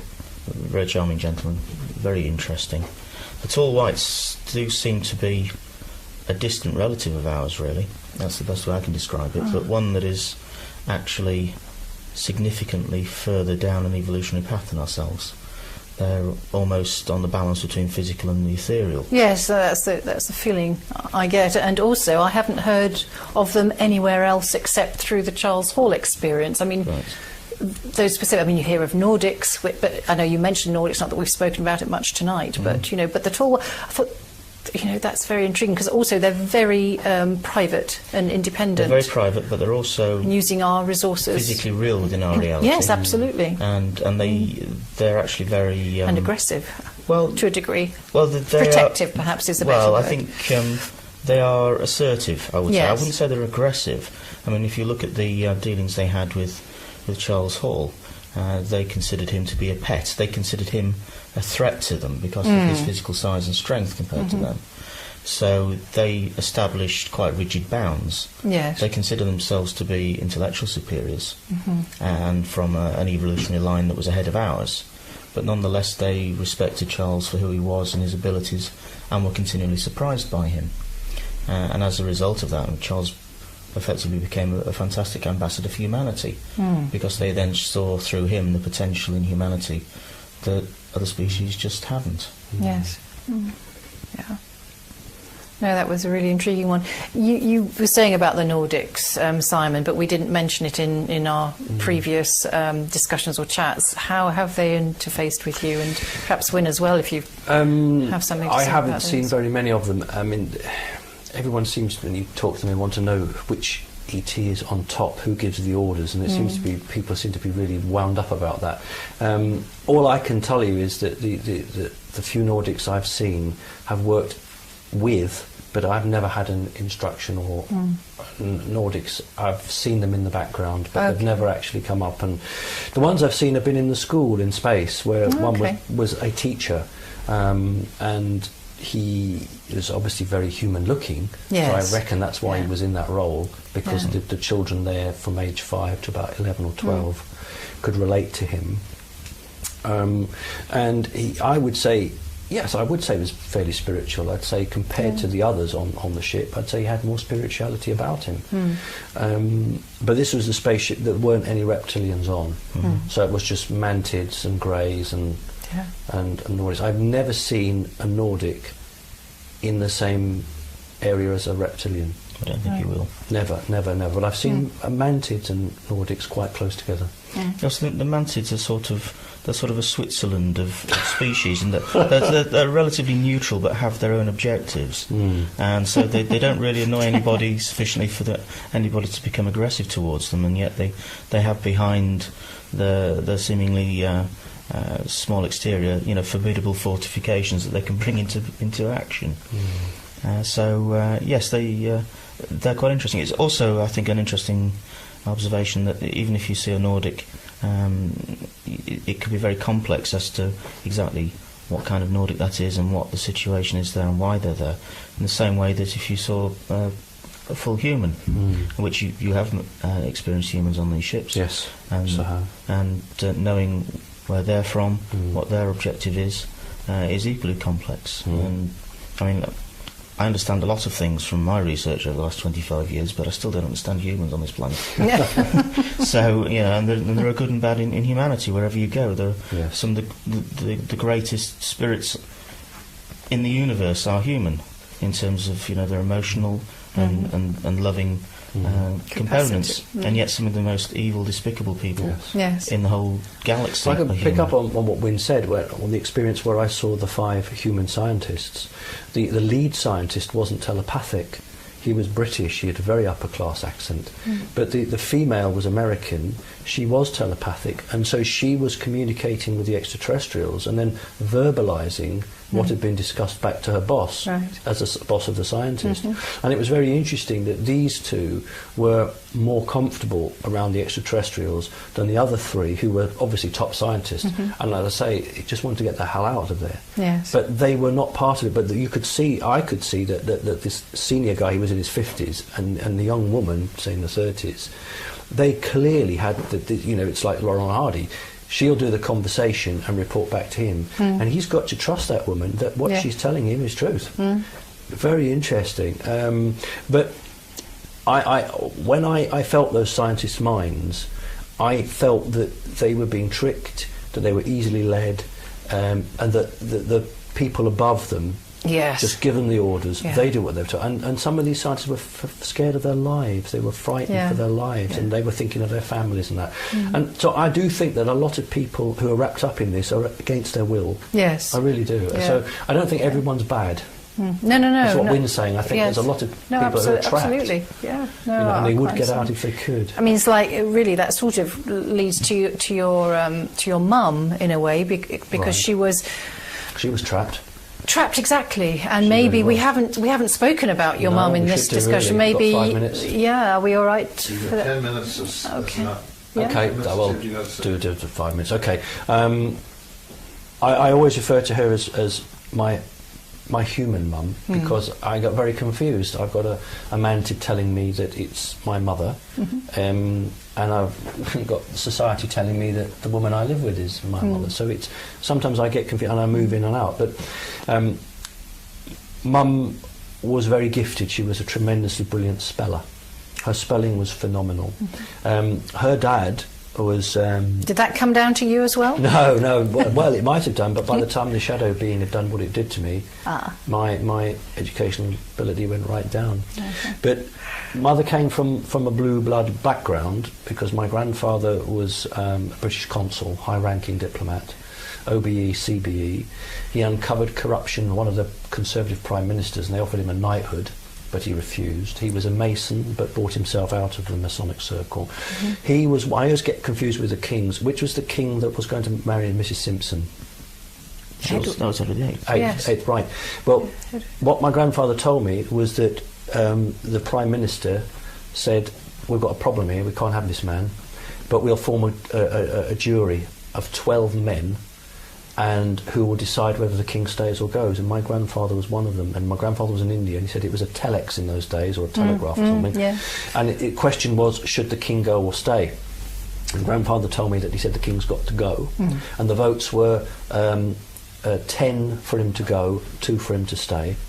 And my grandfather was one of those men that decided whether this guy was to be King of England. That's how powerful he was. Yeah. And then when he left his role, they bought him, you'd be interested in this, they bought him lots of stocks and shares in Rolls-Royce engines, lots of stuff to buy him off, and then said, would you like to be in the United Nations, would you like to be an ambassador? And he was in the United Nations.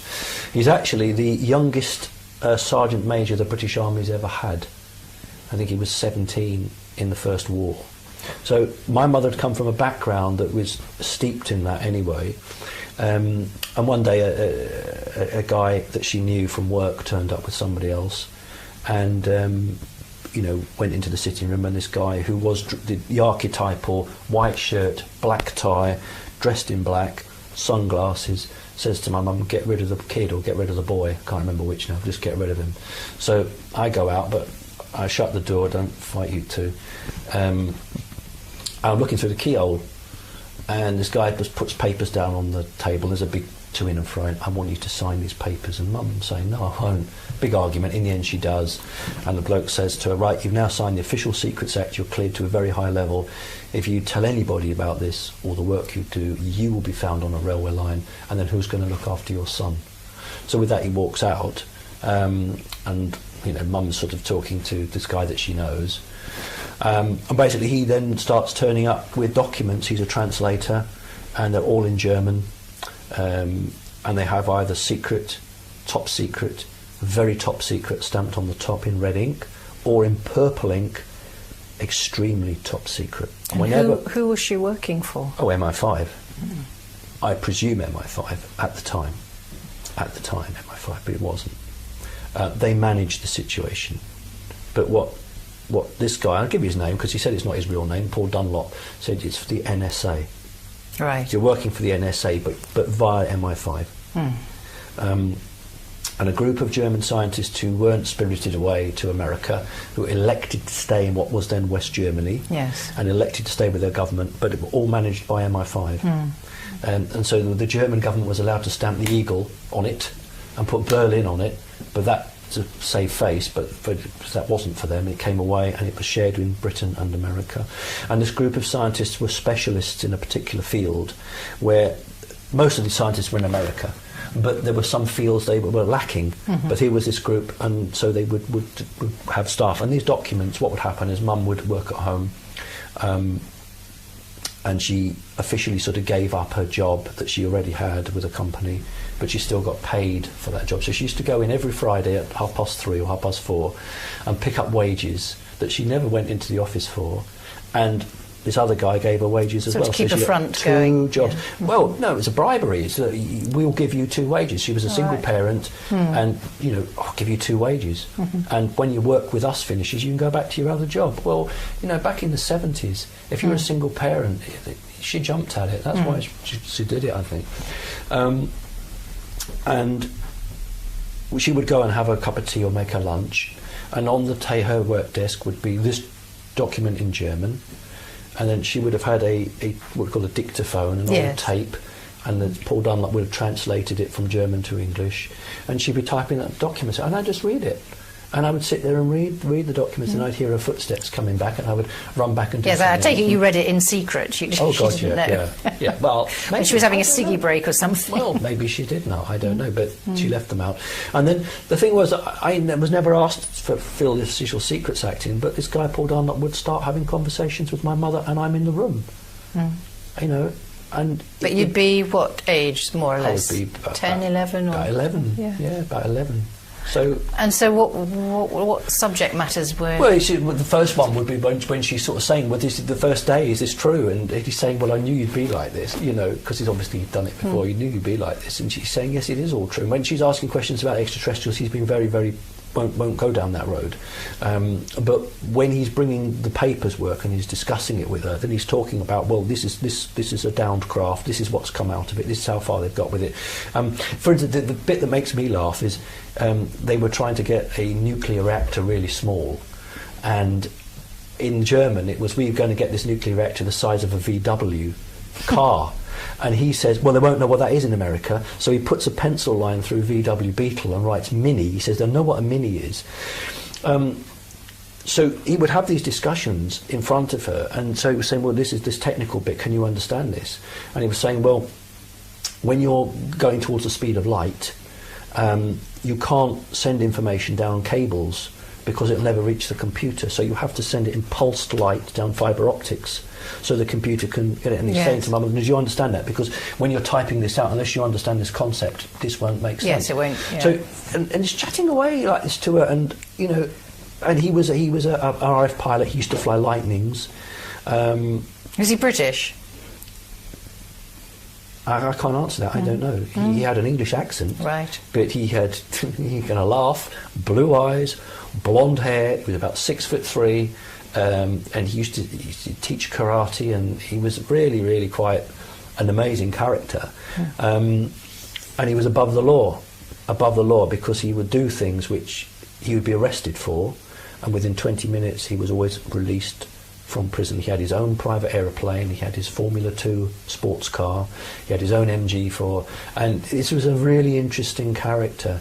And whenever Mum was working on what he called the purple group, these are the purple documents, the most secret documents you can get, extremely top secret in purple, there would be a GPO van parked 24 hours a day right outside the house. And on one occasion a travelling salesman knocked on the door to try and sell Mum some, you know, cleaning cloths and that, and they were straight there. And they said to Mum, do you remember the telephone lines come into this building? He said, no, I don't know. And they just stood there watching him.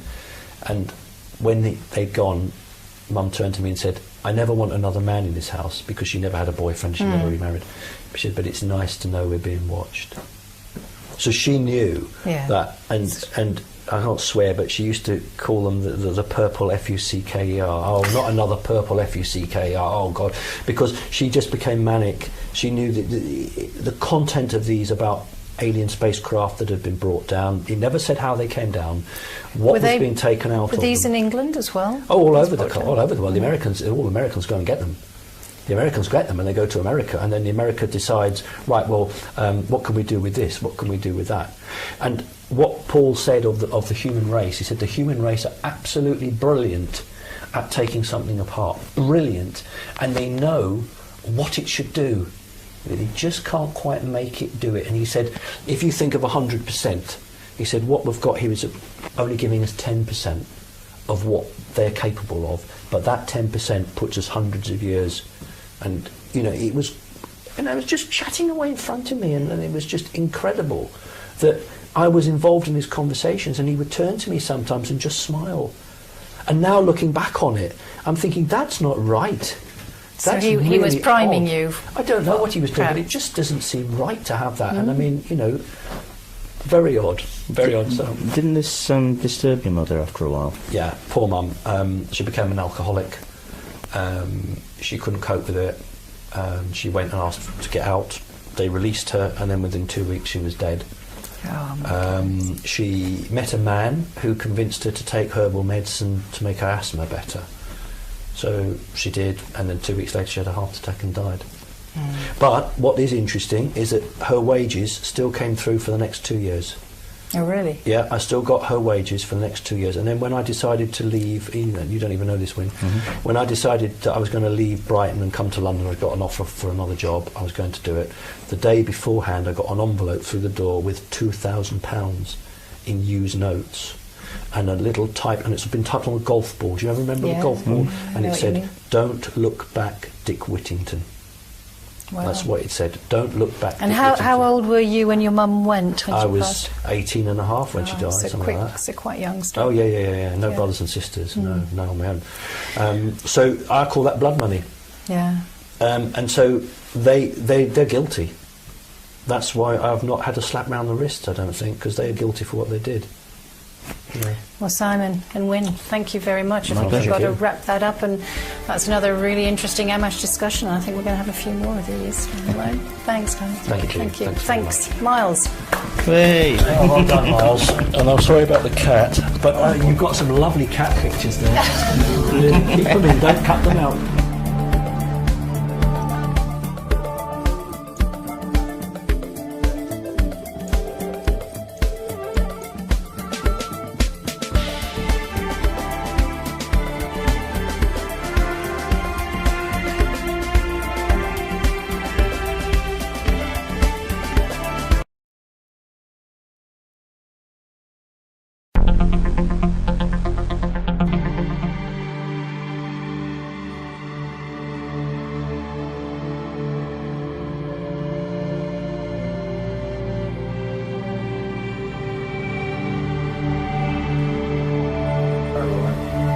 We're here on the 31st of July with Simon Parkes, and we're beginning session 1 of a therapy session, and my work involves just gentle relaxation, allowing the person to reach alpha state and also then access a deeper aspect of their being or higher self, and allowing them to access any conditions that need to be brought into balance or harmony. Often there are other memories and other scenarios brought into the frame as their body-mind system needs. But we'll see. So, we're going to begin. So Simon, if you'd like to just close your eyes. Okay. And just feel, get yourself very comfortable physically. So feel that your hands, I'm just going to touch your arm, let's make sure your fingers are relaxed, everything's relaxed. I'm just going to put my hand on your shoulder for a moment, just to create a connection. And we're just going to breathe deeply. And we are going to intend that we're in a safe environment, that nothing but the highest good can permeate this energy field around us. And we ask that all that is for our highest good be brought through and any understanding that is needed. And we accept this as a sacred space, communication with your higher self, and any other levels and energies that are important for you to interface with.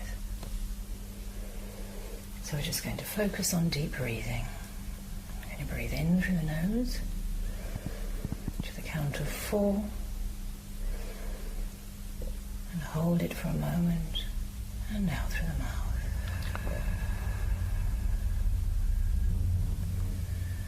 We're just going to breathe in again, the count of 4, just easing the breath through the body.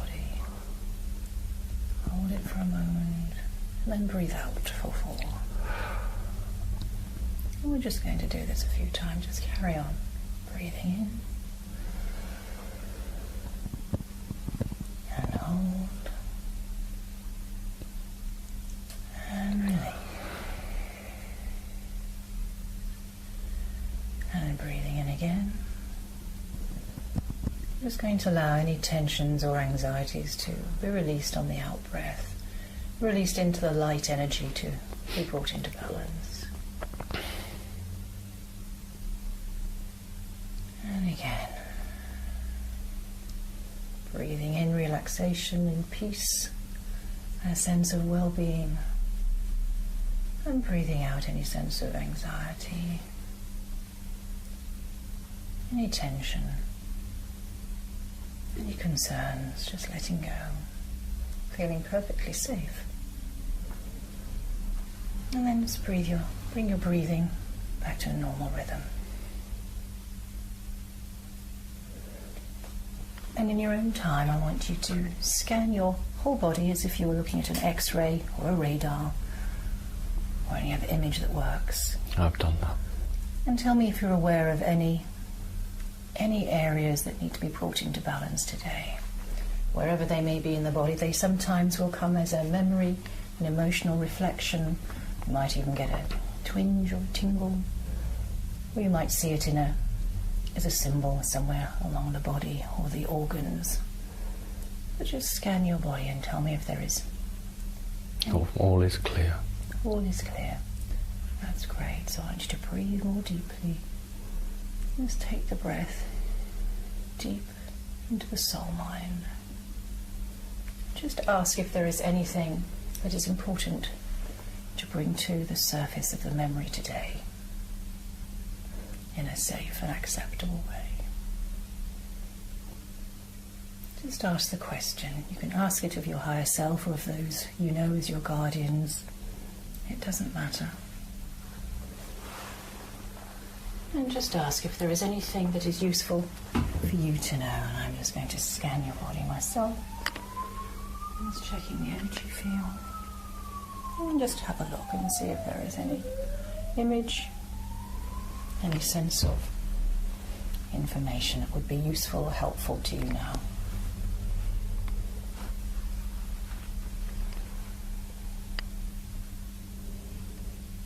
Sometimes it's located in a physical area that carries a memory, so you may get a sensing of that. But just in your own time. I'm just struck with an image of a red Indian. Okay. Face, male face, looks like a red Indian. Okay, and what's your relationship to this person? No idea at all. I've seen the person once before on a big viewing screen. Okay. And the person holds their fingers up and makes a sign of a pyramid. But that's all I know, and I've just seen that face again when you were standing over me. Okay, so let's just focus on our friend, the Red Indian, and just ask him. You can ask him anything you like for information, and ask him the meaning of the pyramid, the fingers.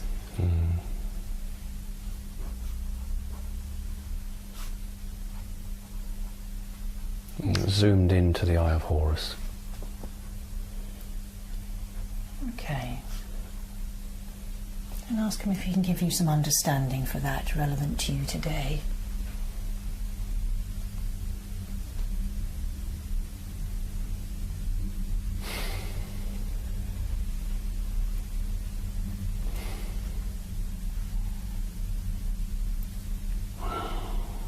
And just tell me what you're seeing or sensing or feeling. Somebody in a sarcophagus. It's not nice. Can you see who it is? I'm looking. Just ask the question. Oh.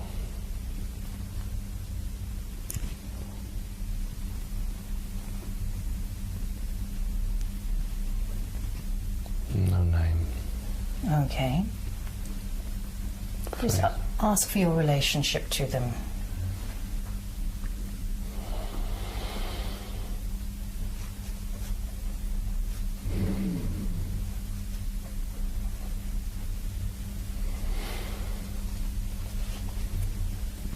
It's being withheld. Being withheld, that's fine. And you said it wasn't very nice. Well, it's death. Someone dead in a sarcophagus. Someone dead. In the pyramid. Okay. Do you know the circumstances? No. Is that interesting for you, or of interest for you to know? Sorry, I already answered your question, no. Okay, that's absolutely fine. Ask the Red Indian then, what is the... Why is this being shown to you? What is it you need to know about it? Okay.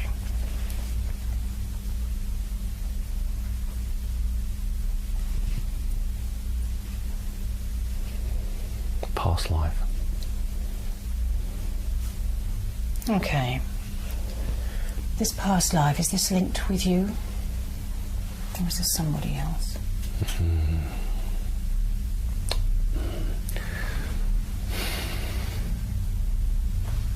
There is a link, but I don't know who this person is. Okay. There is a reason it's being shown to you. Ask for the understanding. Tell them you're ready to know. Right.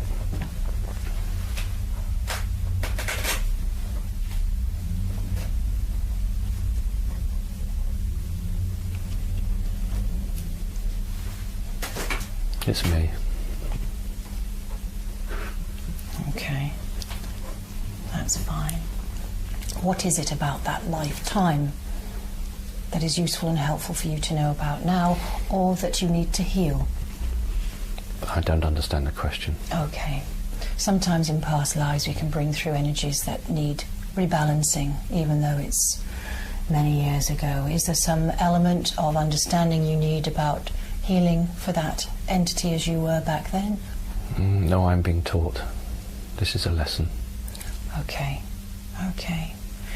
And what would you like to do? Would you like to ask further of this situation? Fine. I want to know. Okay. So you're just going to stand back and observe, and you're going to let the scene unfold around you that brought that person as you were to that point.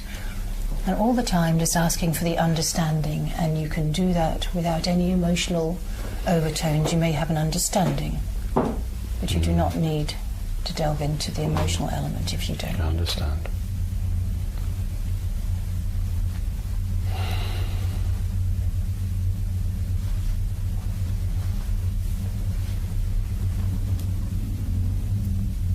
And whilst you're looking and asking, check in your own body, scan it again please, and tell me if there is any point in the body It's or clear. in the organ. It's clear, thank you.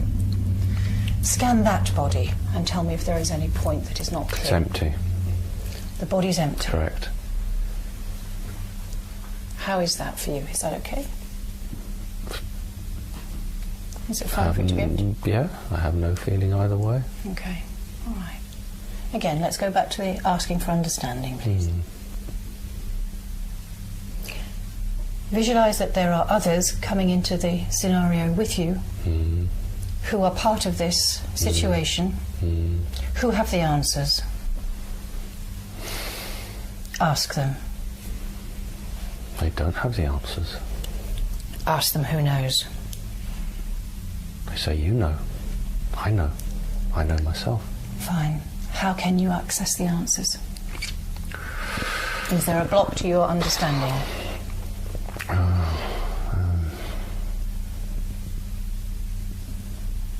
Yes.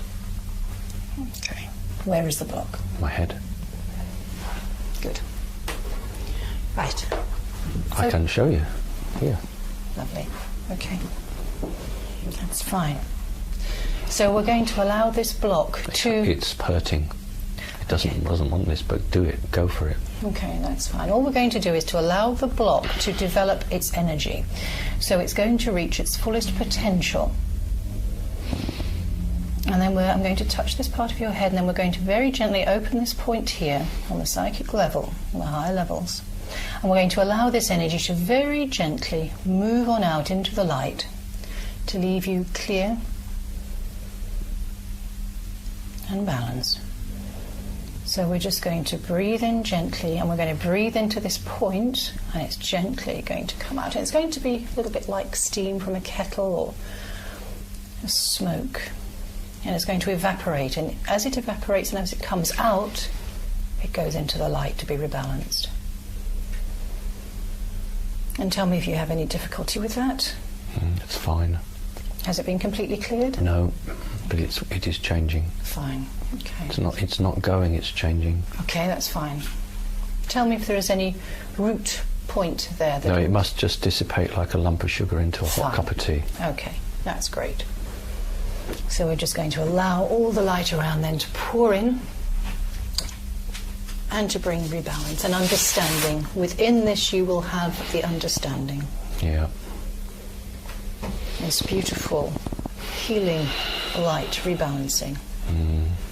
It's re-establishing your link with this element of your past, one of the many levels, clearing the blockage. Oh, that's great. You can feel it moving through. Excellent stuff.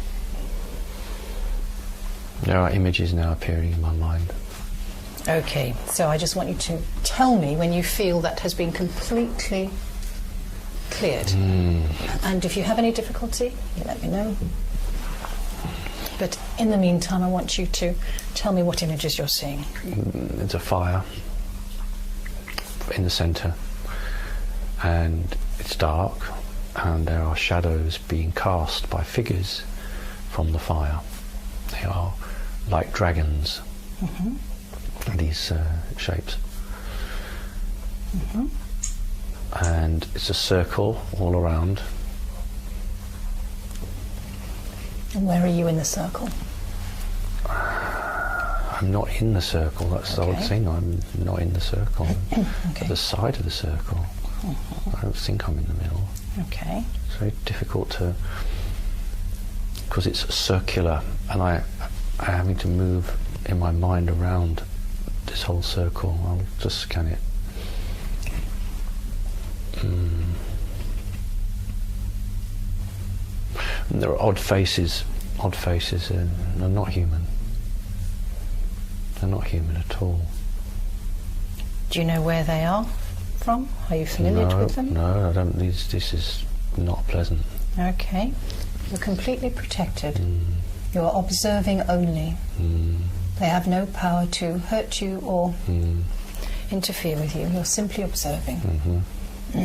So what is not pleasant about it? Well, if you think of the archetypal face of the devil, that's what these got. But they're not the devil. It's not. They're just very, very.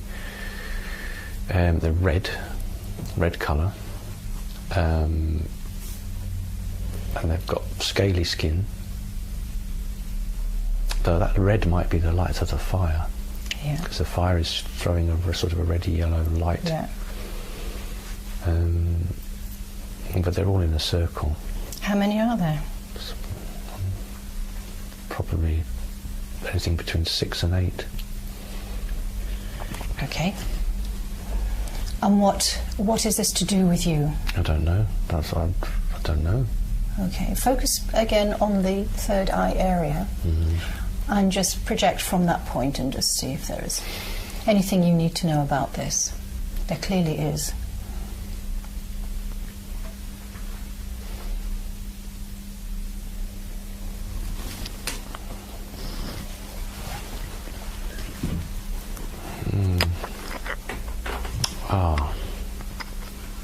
There's a small baby,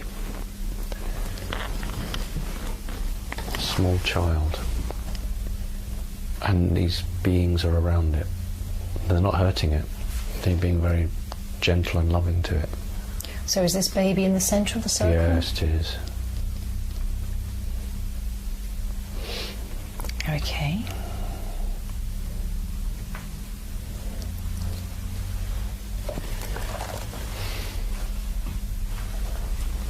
What other information do you have about this event that's taking place? Just playing with the child. And for what reason are they interacting with the child? Don't know. What is their relationship to the child? Well, family. It's a safe place, this place. It's full of energies which will shield the child from those that wish to harm it. Who is the child? Me. Is that this life? Oh God, no. No. Was this the sarcophagus life? Yes. This is the pyramid. So these beings are with you in the pyramid of the baby? Okay. Okay. What is it from that experience that you need to realise for this timeline? Don't know. Okay. Don't know what I do. All right. Well, just put the question out telepathically to the beings and just ask that you'd like to know now. You'd like to know now. What is there for you to understand about this relationship? It says you are not human. You are not human.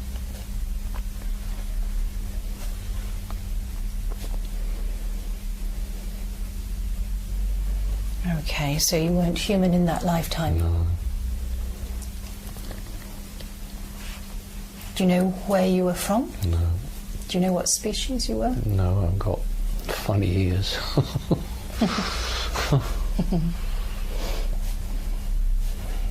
Okay, and what's the purpose of them with you being in the middle, there as the baby. To protect me. To protect you. Okay. Just take your vision wider into the country as an overview. What is going on that you need to be protected? What is it? What are the conditions that are requiring your protection? It's not physical fear.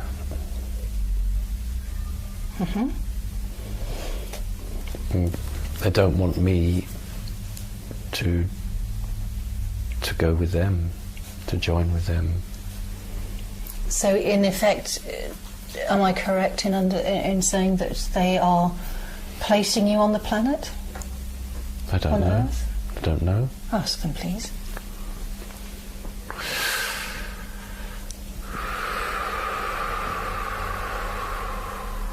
Ooh, he's got a face on him. Okay.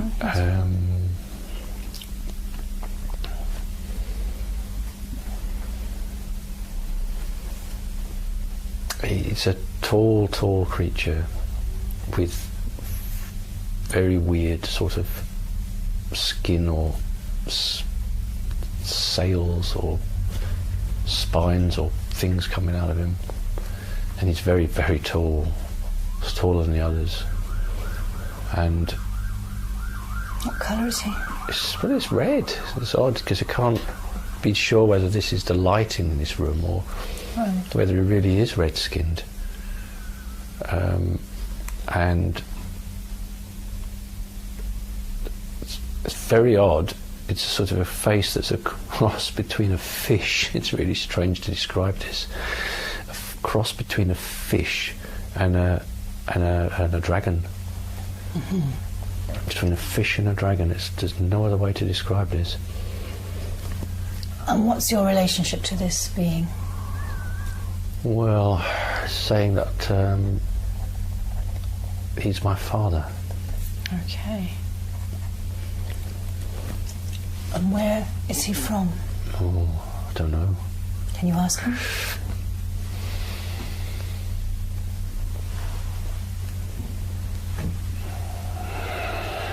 Oh no, there's some horrible images. Can you tell me what they are? They're not nice. I can tell you. Okay. Children being tortured, killed. Where is this? It's here on Earth. Who's doing this? They are. These beings? And are they doing it at this time? Back in the... No, they're showing me showing me my life. They're showing me what I should be, what I should become. This is the life that I am in. This is who I should be. This is my heritage. Okay, and that's what I'm being told. What is it about these horrible images? What is it? Because I reject them. Right. I don't want to be that. I choose not to be. Are they showing you these images because this is their way of life, or is it It's their ritual and their ceremony and their culture. Right. It's not gratuitous violence. It's the culture, the ritual and the ceremony, and this is what they do and this is what they stand for. And I am a part of that, and I should be taking part in it, and I am not with them. I should be with them, and they don't understand why I'm not with them. Okay, let's just follow that line further through that life. And I want you to tell me what the consequences are for you then in that life of not complying to their ways, their cultures. There are no consequences. They may not harm me. Fine.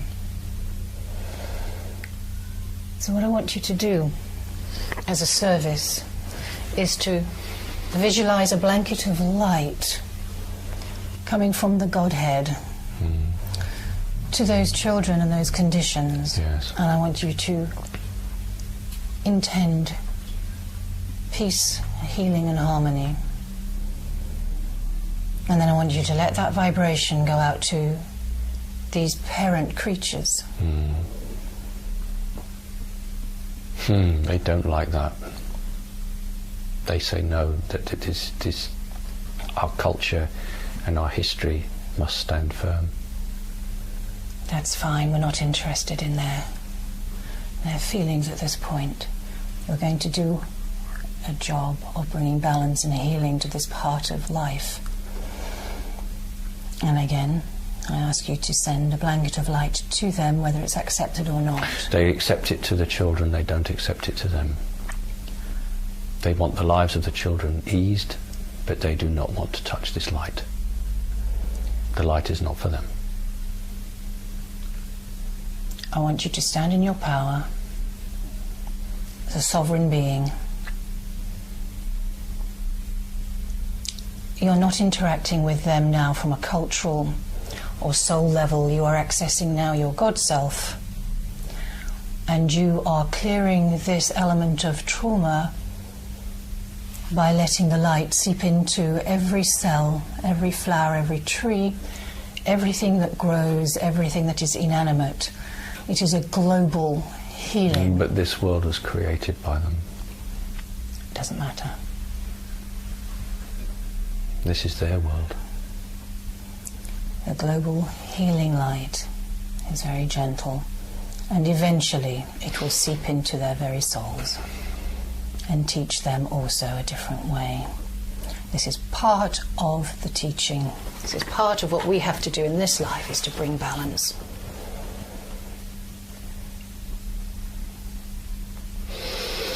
They reject you. I'm not interested in their rejection.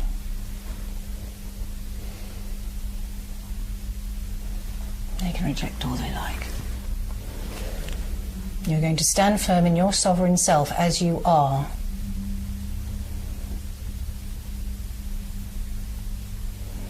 And you're going to command your own inner light. And like a sun, you're going to let your light shine into every part of the many lives that you've had and the many planets that you've been on. This is true. It is true. And when you feel that you have accomplished that, you can send loving energy out to these beings who... I have tried. Just let it be. You don't need their permission, you don't need their acceptance. You're just doing your role, fulfilling that. And when you feel that it is done to the degree that you can or are able, you send loving energy out to those children and you ask for forgiveness. That is what I have done. That is the priority here. And we just ask for forgiveness for all those souls that have been traumatized. And we're now going to clear that trauma from one of the layers, or one of the many layers of the planet. And this is going to move right through into present day. Because you intended. And you're going to thank your fellow beings, as were, for the experience of understanding them and your life at that point. And just ask if there is anything else for you to know at that point. Let's say I'm not ready yet. You're not ready for what? I've asked them, what else should I see? Okay, that's fine. That's fine. And they just said, you're not ready yet. Okay, that's absolutely fine. Fine. Right, I just want you to allow your whole being to be flooded with light. We're just going to rebalance, recalibrate, being peaceful and calm. And I'm just going to put my hand on your solar plexus. A little pressure and balance.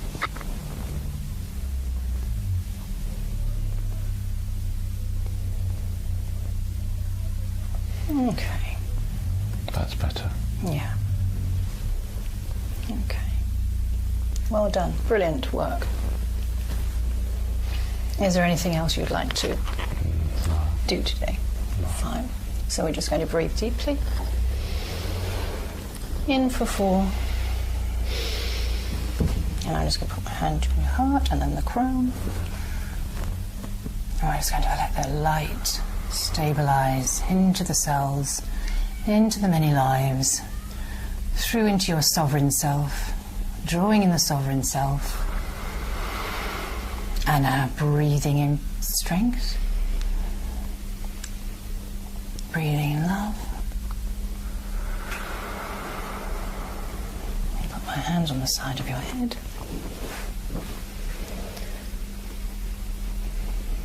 And very gently, just feel the light now moving out through the whole of the body, through the head, through the feet, grounding you. Hands on the shoulders.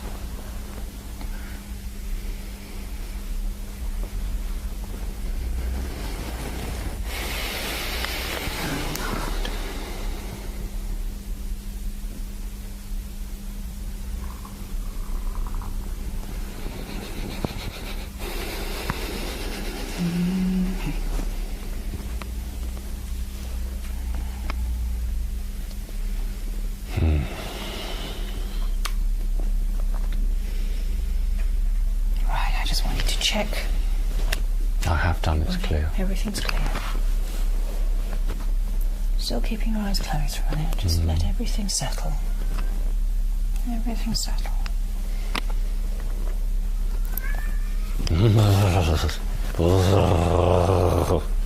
Okay, if there is anything you want to say or you want anyone to say through you. No, the shield has come up.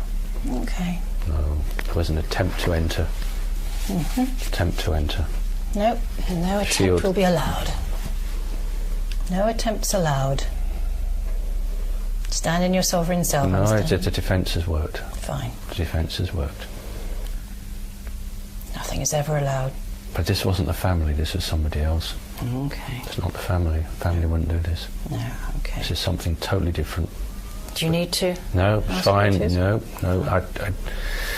I don't even know, but the shield came up like a lot. Imagine you looked at a black piece of paper and then you covered it in tiny white dots. Lovely. And it's a shield. Photons. Right. Okay. It's a shield that's come up to prevent it coming through. Excellent. Okay. Okay. Right, just keep your eyes closed for a moment. I just want you to go inward and just bring a sense of peace to all the layers.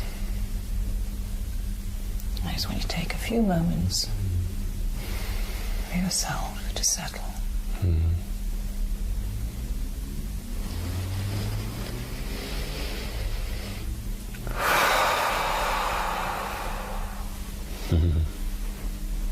That was something.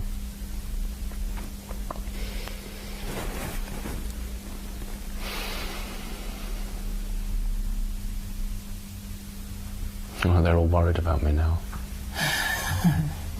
Who's they? All of them. They're all coming. That's fine, you tell me. They're just worried. You're safe. Perfectly safe. Always will be.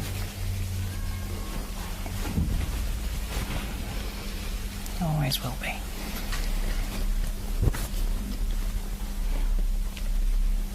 They're happy now, they're off. Okay, that's fine. And how are you feeling now? Fine. Okay.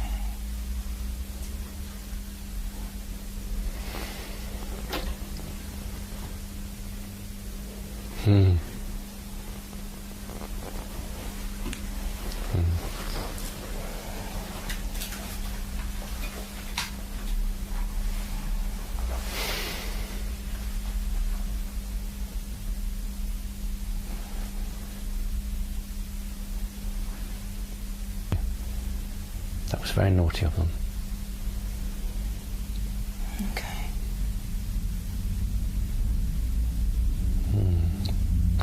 it's something that's been put in me from a very long time ago, just for this sort of thing, to prevent that coming in. Excellent. And it worked. Did. That's the first time I've ever had anything like that.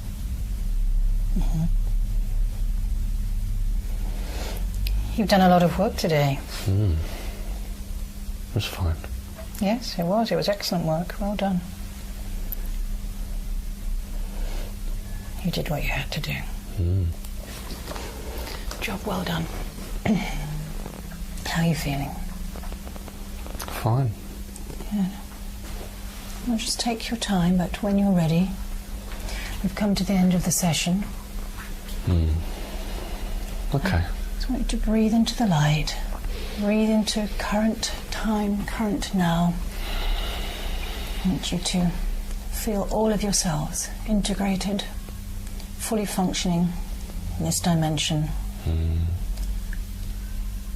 Complete and whole and safe, as always. And feeling everything in balance, from the physical to nerves, every single level. And feeling everything stabilized and strong. And just in your own time, just in your own time, you can open your eyes, but stay where you are. I don't want to move yet. No, no, no, stay where you are. Oh, God. Oh, thank you. Phew. Thank you. Hello. The cat's very concerned for me. Just relax. Fine now.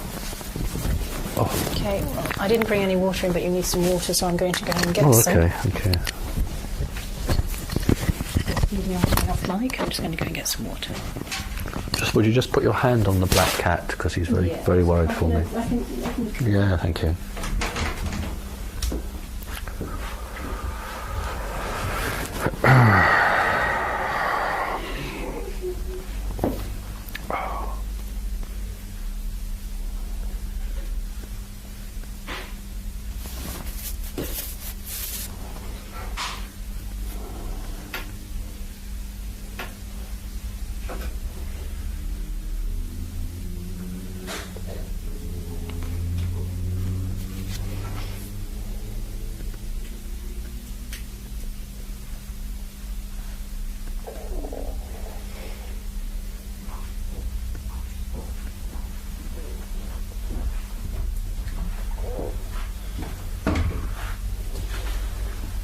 Thank you.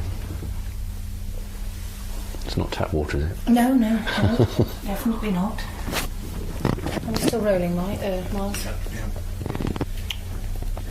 How are you feeling? Fine. Fine. I'm very annoyed at that attack, though. I think you went to an unexpected place. Because when you were saying that everything was clear, I knew it wasn't. It took a while for it to percolate through, but that's not uncommon. Because often we are screened from... I'm used to that. Sure. I'm used to recognising the screens, and it's just a matter of the frequency being right so you can access. But I knew there was some blockage up here going on. I could feel it. And there was something interacting down here, but often it's a seesaw energy kind of thing. And that became very active at one point. Still a little bit active now, but it's just settling. Okay. You might find in the next 2 or 3 days, you might find yourself a little bit emotionally up and down. You might find yourself tearful. It's not unusual. Or you might find yourself euphoric. It can go the other way sometimes. But you will balance out. It will take 2 or 3 days. Well, often it's common, 2 or 3 days. So don't worry about that. No, it's fine. Drink plenty of water. Pardon me. Yeah, it's just the attack was not from the creatures that I was seeing. No, it wouldn't be. That was a totally separate... Yes. and not corporeal, not a No. physical body at all. It was just totally an energy Yeah. field. It was probably triggered by, because I do think that there are, you know, like code words or mind triggers of mind Right. controlled people. I don't mean that you were mind controlled, No. I mean that it was programmed to Right. react and to hone in like an Exocet missile Right, to seek and destroy, right, because it's revealing, there's too much light. right. Because you've gone on to another level, we've accessed another level of Right. clearing the energy field of the planet, which is what we've been doing, which is great. And it's very interesting that you had that experience with those beings, and I'm sure that you'll get a lot more information as the days roll by if you're interested about, you know, in inquiring about who they are. It doesn't frighten me. It was just No, the faces were Yeah. so archetypal, horrifying. You know, Yeah. if you think of a Hammer horror film or something, Yeah. that's exactly what it would be. But the thing is that was the real faces. It's not a Yes. projection. That's just the way they look. That's just their faces. And it was most definitely in the pyramid. It was most definitely a fire burning near the middle, showing throwing the shadows around. But no way was I being harmed. No, as It a was, baby. you know, it was. But the images I were being shown was to show me what they considered my culture or my history. This is the life you are into. You know, and I didn't want that. Yes. I'm not happy with that at all. Yeah. So that was interesting, but it seemed that the attack came as I was coming out. That's the point. Oh yes. Yeah. Absolutely. I was coming out of it, Yeah. Yes. which I didn't understand because Well, you'd think it's like the little space between.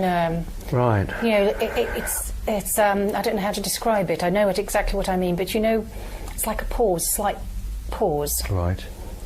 just in between frequency change. Right. And that So it's like frequency that allowed it. Yes, gap, you matched right. the frequency I triggered, understand. I and it understand. allowed it to. I understand. But you're super. It's incredible how it just, boom, Yeah. stop it coming through. And that's great for you because then you know, no matter what you have to ever face, to whatever degree, at whatever depth, or whatever Yes. height, you will always have that. I mean, you've experienced it now. Interesting. And it's also interesting because it's from an unknown source and area. But my feeling is that it's something that was triggered like a program. Right. And I'm sure that other people will have this experience of this kind of thing when they have traversed an immense light. Because had that been effective at that time, that would have shattered the work. That would have rained down on the energy that we'd just set. Right. It would have had a knock-on effect. It would have had a vibrational, energetic effect, Right. which would have upset the Yes. healing. I mean, nothing can really destabilize healing except that you can send a wobble down, which would then create an aberration, which is what this child hurting business and is all about. It's a misreading of the signs. And doesn't matter how long it's been in somebody's culture, it is a misinterpretation of what working with energy is about, and that's why it's crucial that we rebalance that, because if we don't rebalance the healing of the innocence, then we can never become our sovereign self. So it was really important work that you did today, and well done. It was excellent work. Well, I didn't think it was going to go down that route at all. I had no idea what it was going to do. You never know. Had no idea.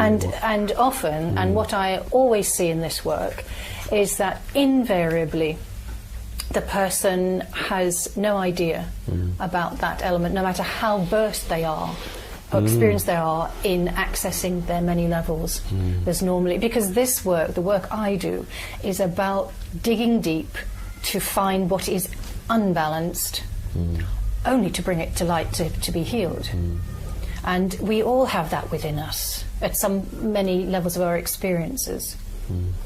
I mean, that's what this planet is about. Sure. It's about giving us an opportunity to correct things, to bring things into balance. Yes, and it's it's a it's a chance work to in put it right. it's a work in progress. You know, it's sort of day by day and event by event. that we have these opportunities, but we don't often get an opportunity to work at the depth that we've done today. You know, that's specific and particular and very important, because it's like the soul of the planet and the soul of the cosmos, because as we send out this ripple of light, whether it was accepted by those beings or not, it doesn't matter. But the fact that it went to the children, that's the important thing. Yes, absolutely. Because once the children are healed and they are not susceptible to that, they won't have the vibrational energetic interaction to do that with the children, because there won't be a match. The children won't be victims anymore. There'll be a different frequency which won't interest the others. Yes. And so they will then begin to do things differently, because they will have to. Yes. And they will develop different cultures and what have you, and they will begin to learn eventually. Yes, over time, yeah. Yes. I mean, it doesn't matter how long it takes. The fact is that we make an moving, effort to. Things are moving, and I think that's very important. So great. Well, thank you. Thank you. It was quite an experience, I'll tell you. Yes, I knew. I could tell. And it's always interesting, because invariably there is always resistance at the beginning. Because when you work at this deep level, all amount of nefarious others who are not interested in the light being brought, and anchored in, because that doesn't feed them. So when they get their cage rattled, they surely do send in the exocet, whatever it is, to. And this is where humanity always has the upper hand. Yes. Because we are so amazing in our ability to be our sovereign self. So well done. Thanks, Just Miles. for the record, I felt really, I got the heebie-jeebies when you had your experience. Okay. A very, very strong feeling of something very powerful. Yes, me too. Me too. Yeah. Good. Well, I'm really pleased that's on there, Yes. because that's what I want the truth out. I want it out, and but I've never experienced that before. But I think that's because you see, you're not your average person. No. Right, that's a compliment. So it meant that it could happen. It could. The other guy who did his hypnotherapy wasn't strong enough, and he never got me through the door as he should have done, and I don't think I trusted him. So it only went to a certain level. Yes, yeah. But because I trust you, we went through to where God knows where. I have no idea where we went, but it wasn't what I've experienced. But that attack, it was in a millisecond. It was so fast, and I recognised it for what it was. Yes. But I don't know who or Yes. where. But I recognised it as something that must not come into my body. Yes. Mustn't enter my body. But the thing I also knew was whatever happened was placed in here very early on, deliberately To shield to them. do this. Yeah. Yeah. To do that. Yeah. Do you believe it attacked, or whatever it was attacked, just because you were just coming out and you were in a safe home, so your proverbial guard was down? It wasn't actually down, but I know what you mean. No, but because No. you were just almost down. I don't know what it was that angered, why that attack was made. I don't know what I know why the attack was made. I don't. Because of the work that you've just done. Right.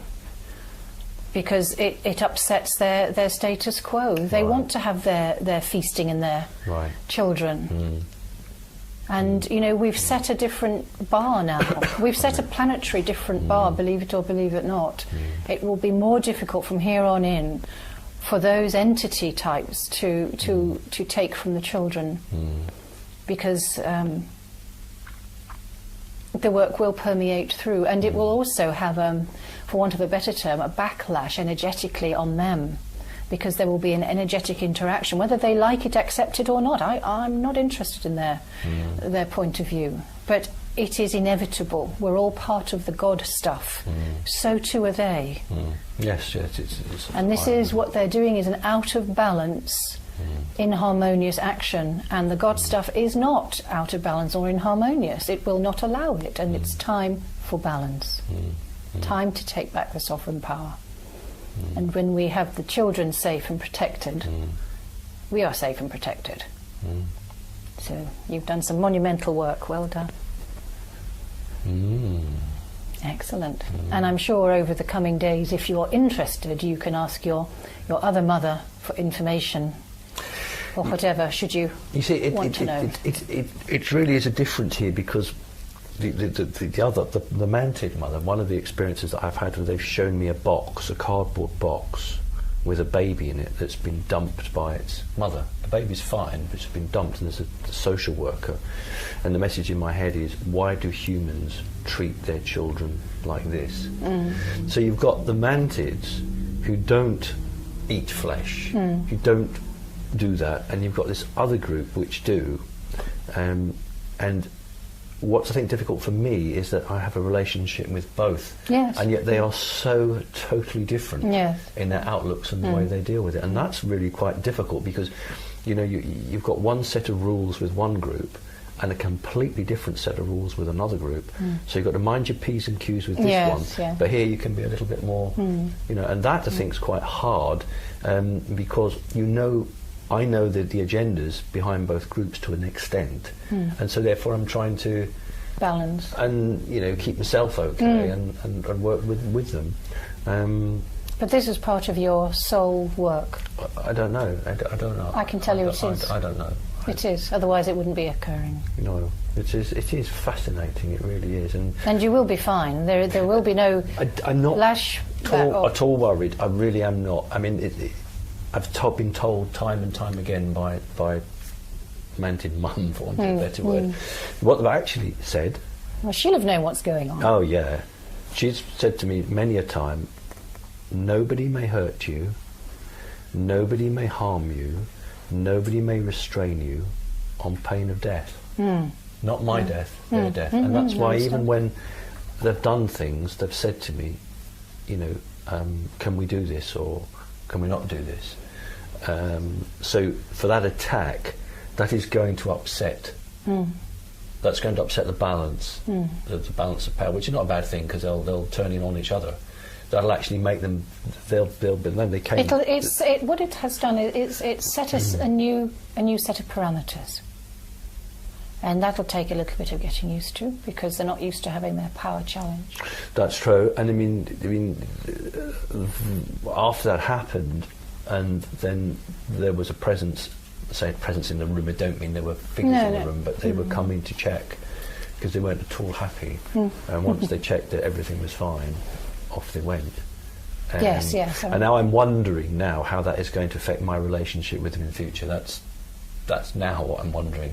What the relationship will be. So that will be a very interesting thing to follow through. Yeah, absolutely. But I have enjoyed today. It was remarkable. I had no concept that that's what would happen. No concept that could happen. I've learned something new today, because there's something in me that isn't controlled by anything, that just says nope, not having that, and pushes it away. And that's lovely to know that every human, I guess, has got that. You've just got to believe in yourself and trust that that will happen. Yeah. So thank you for that, Joanne. That was. Well, it was quite good. You're welcome. That's the end of the session. Thank you for Miles. Yes, thank you, Miles.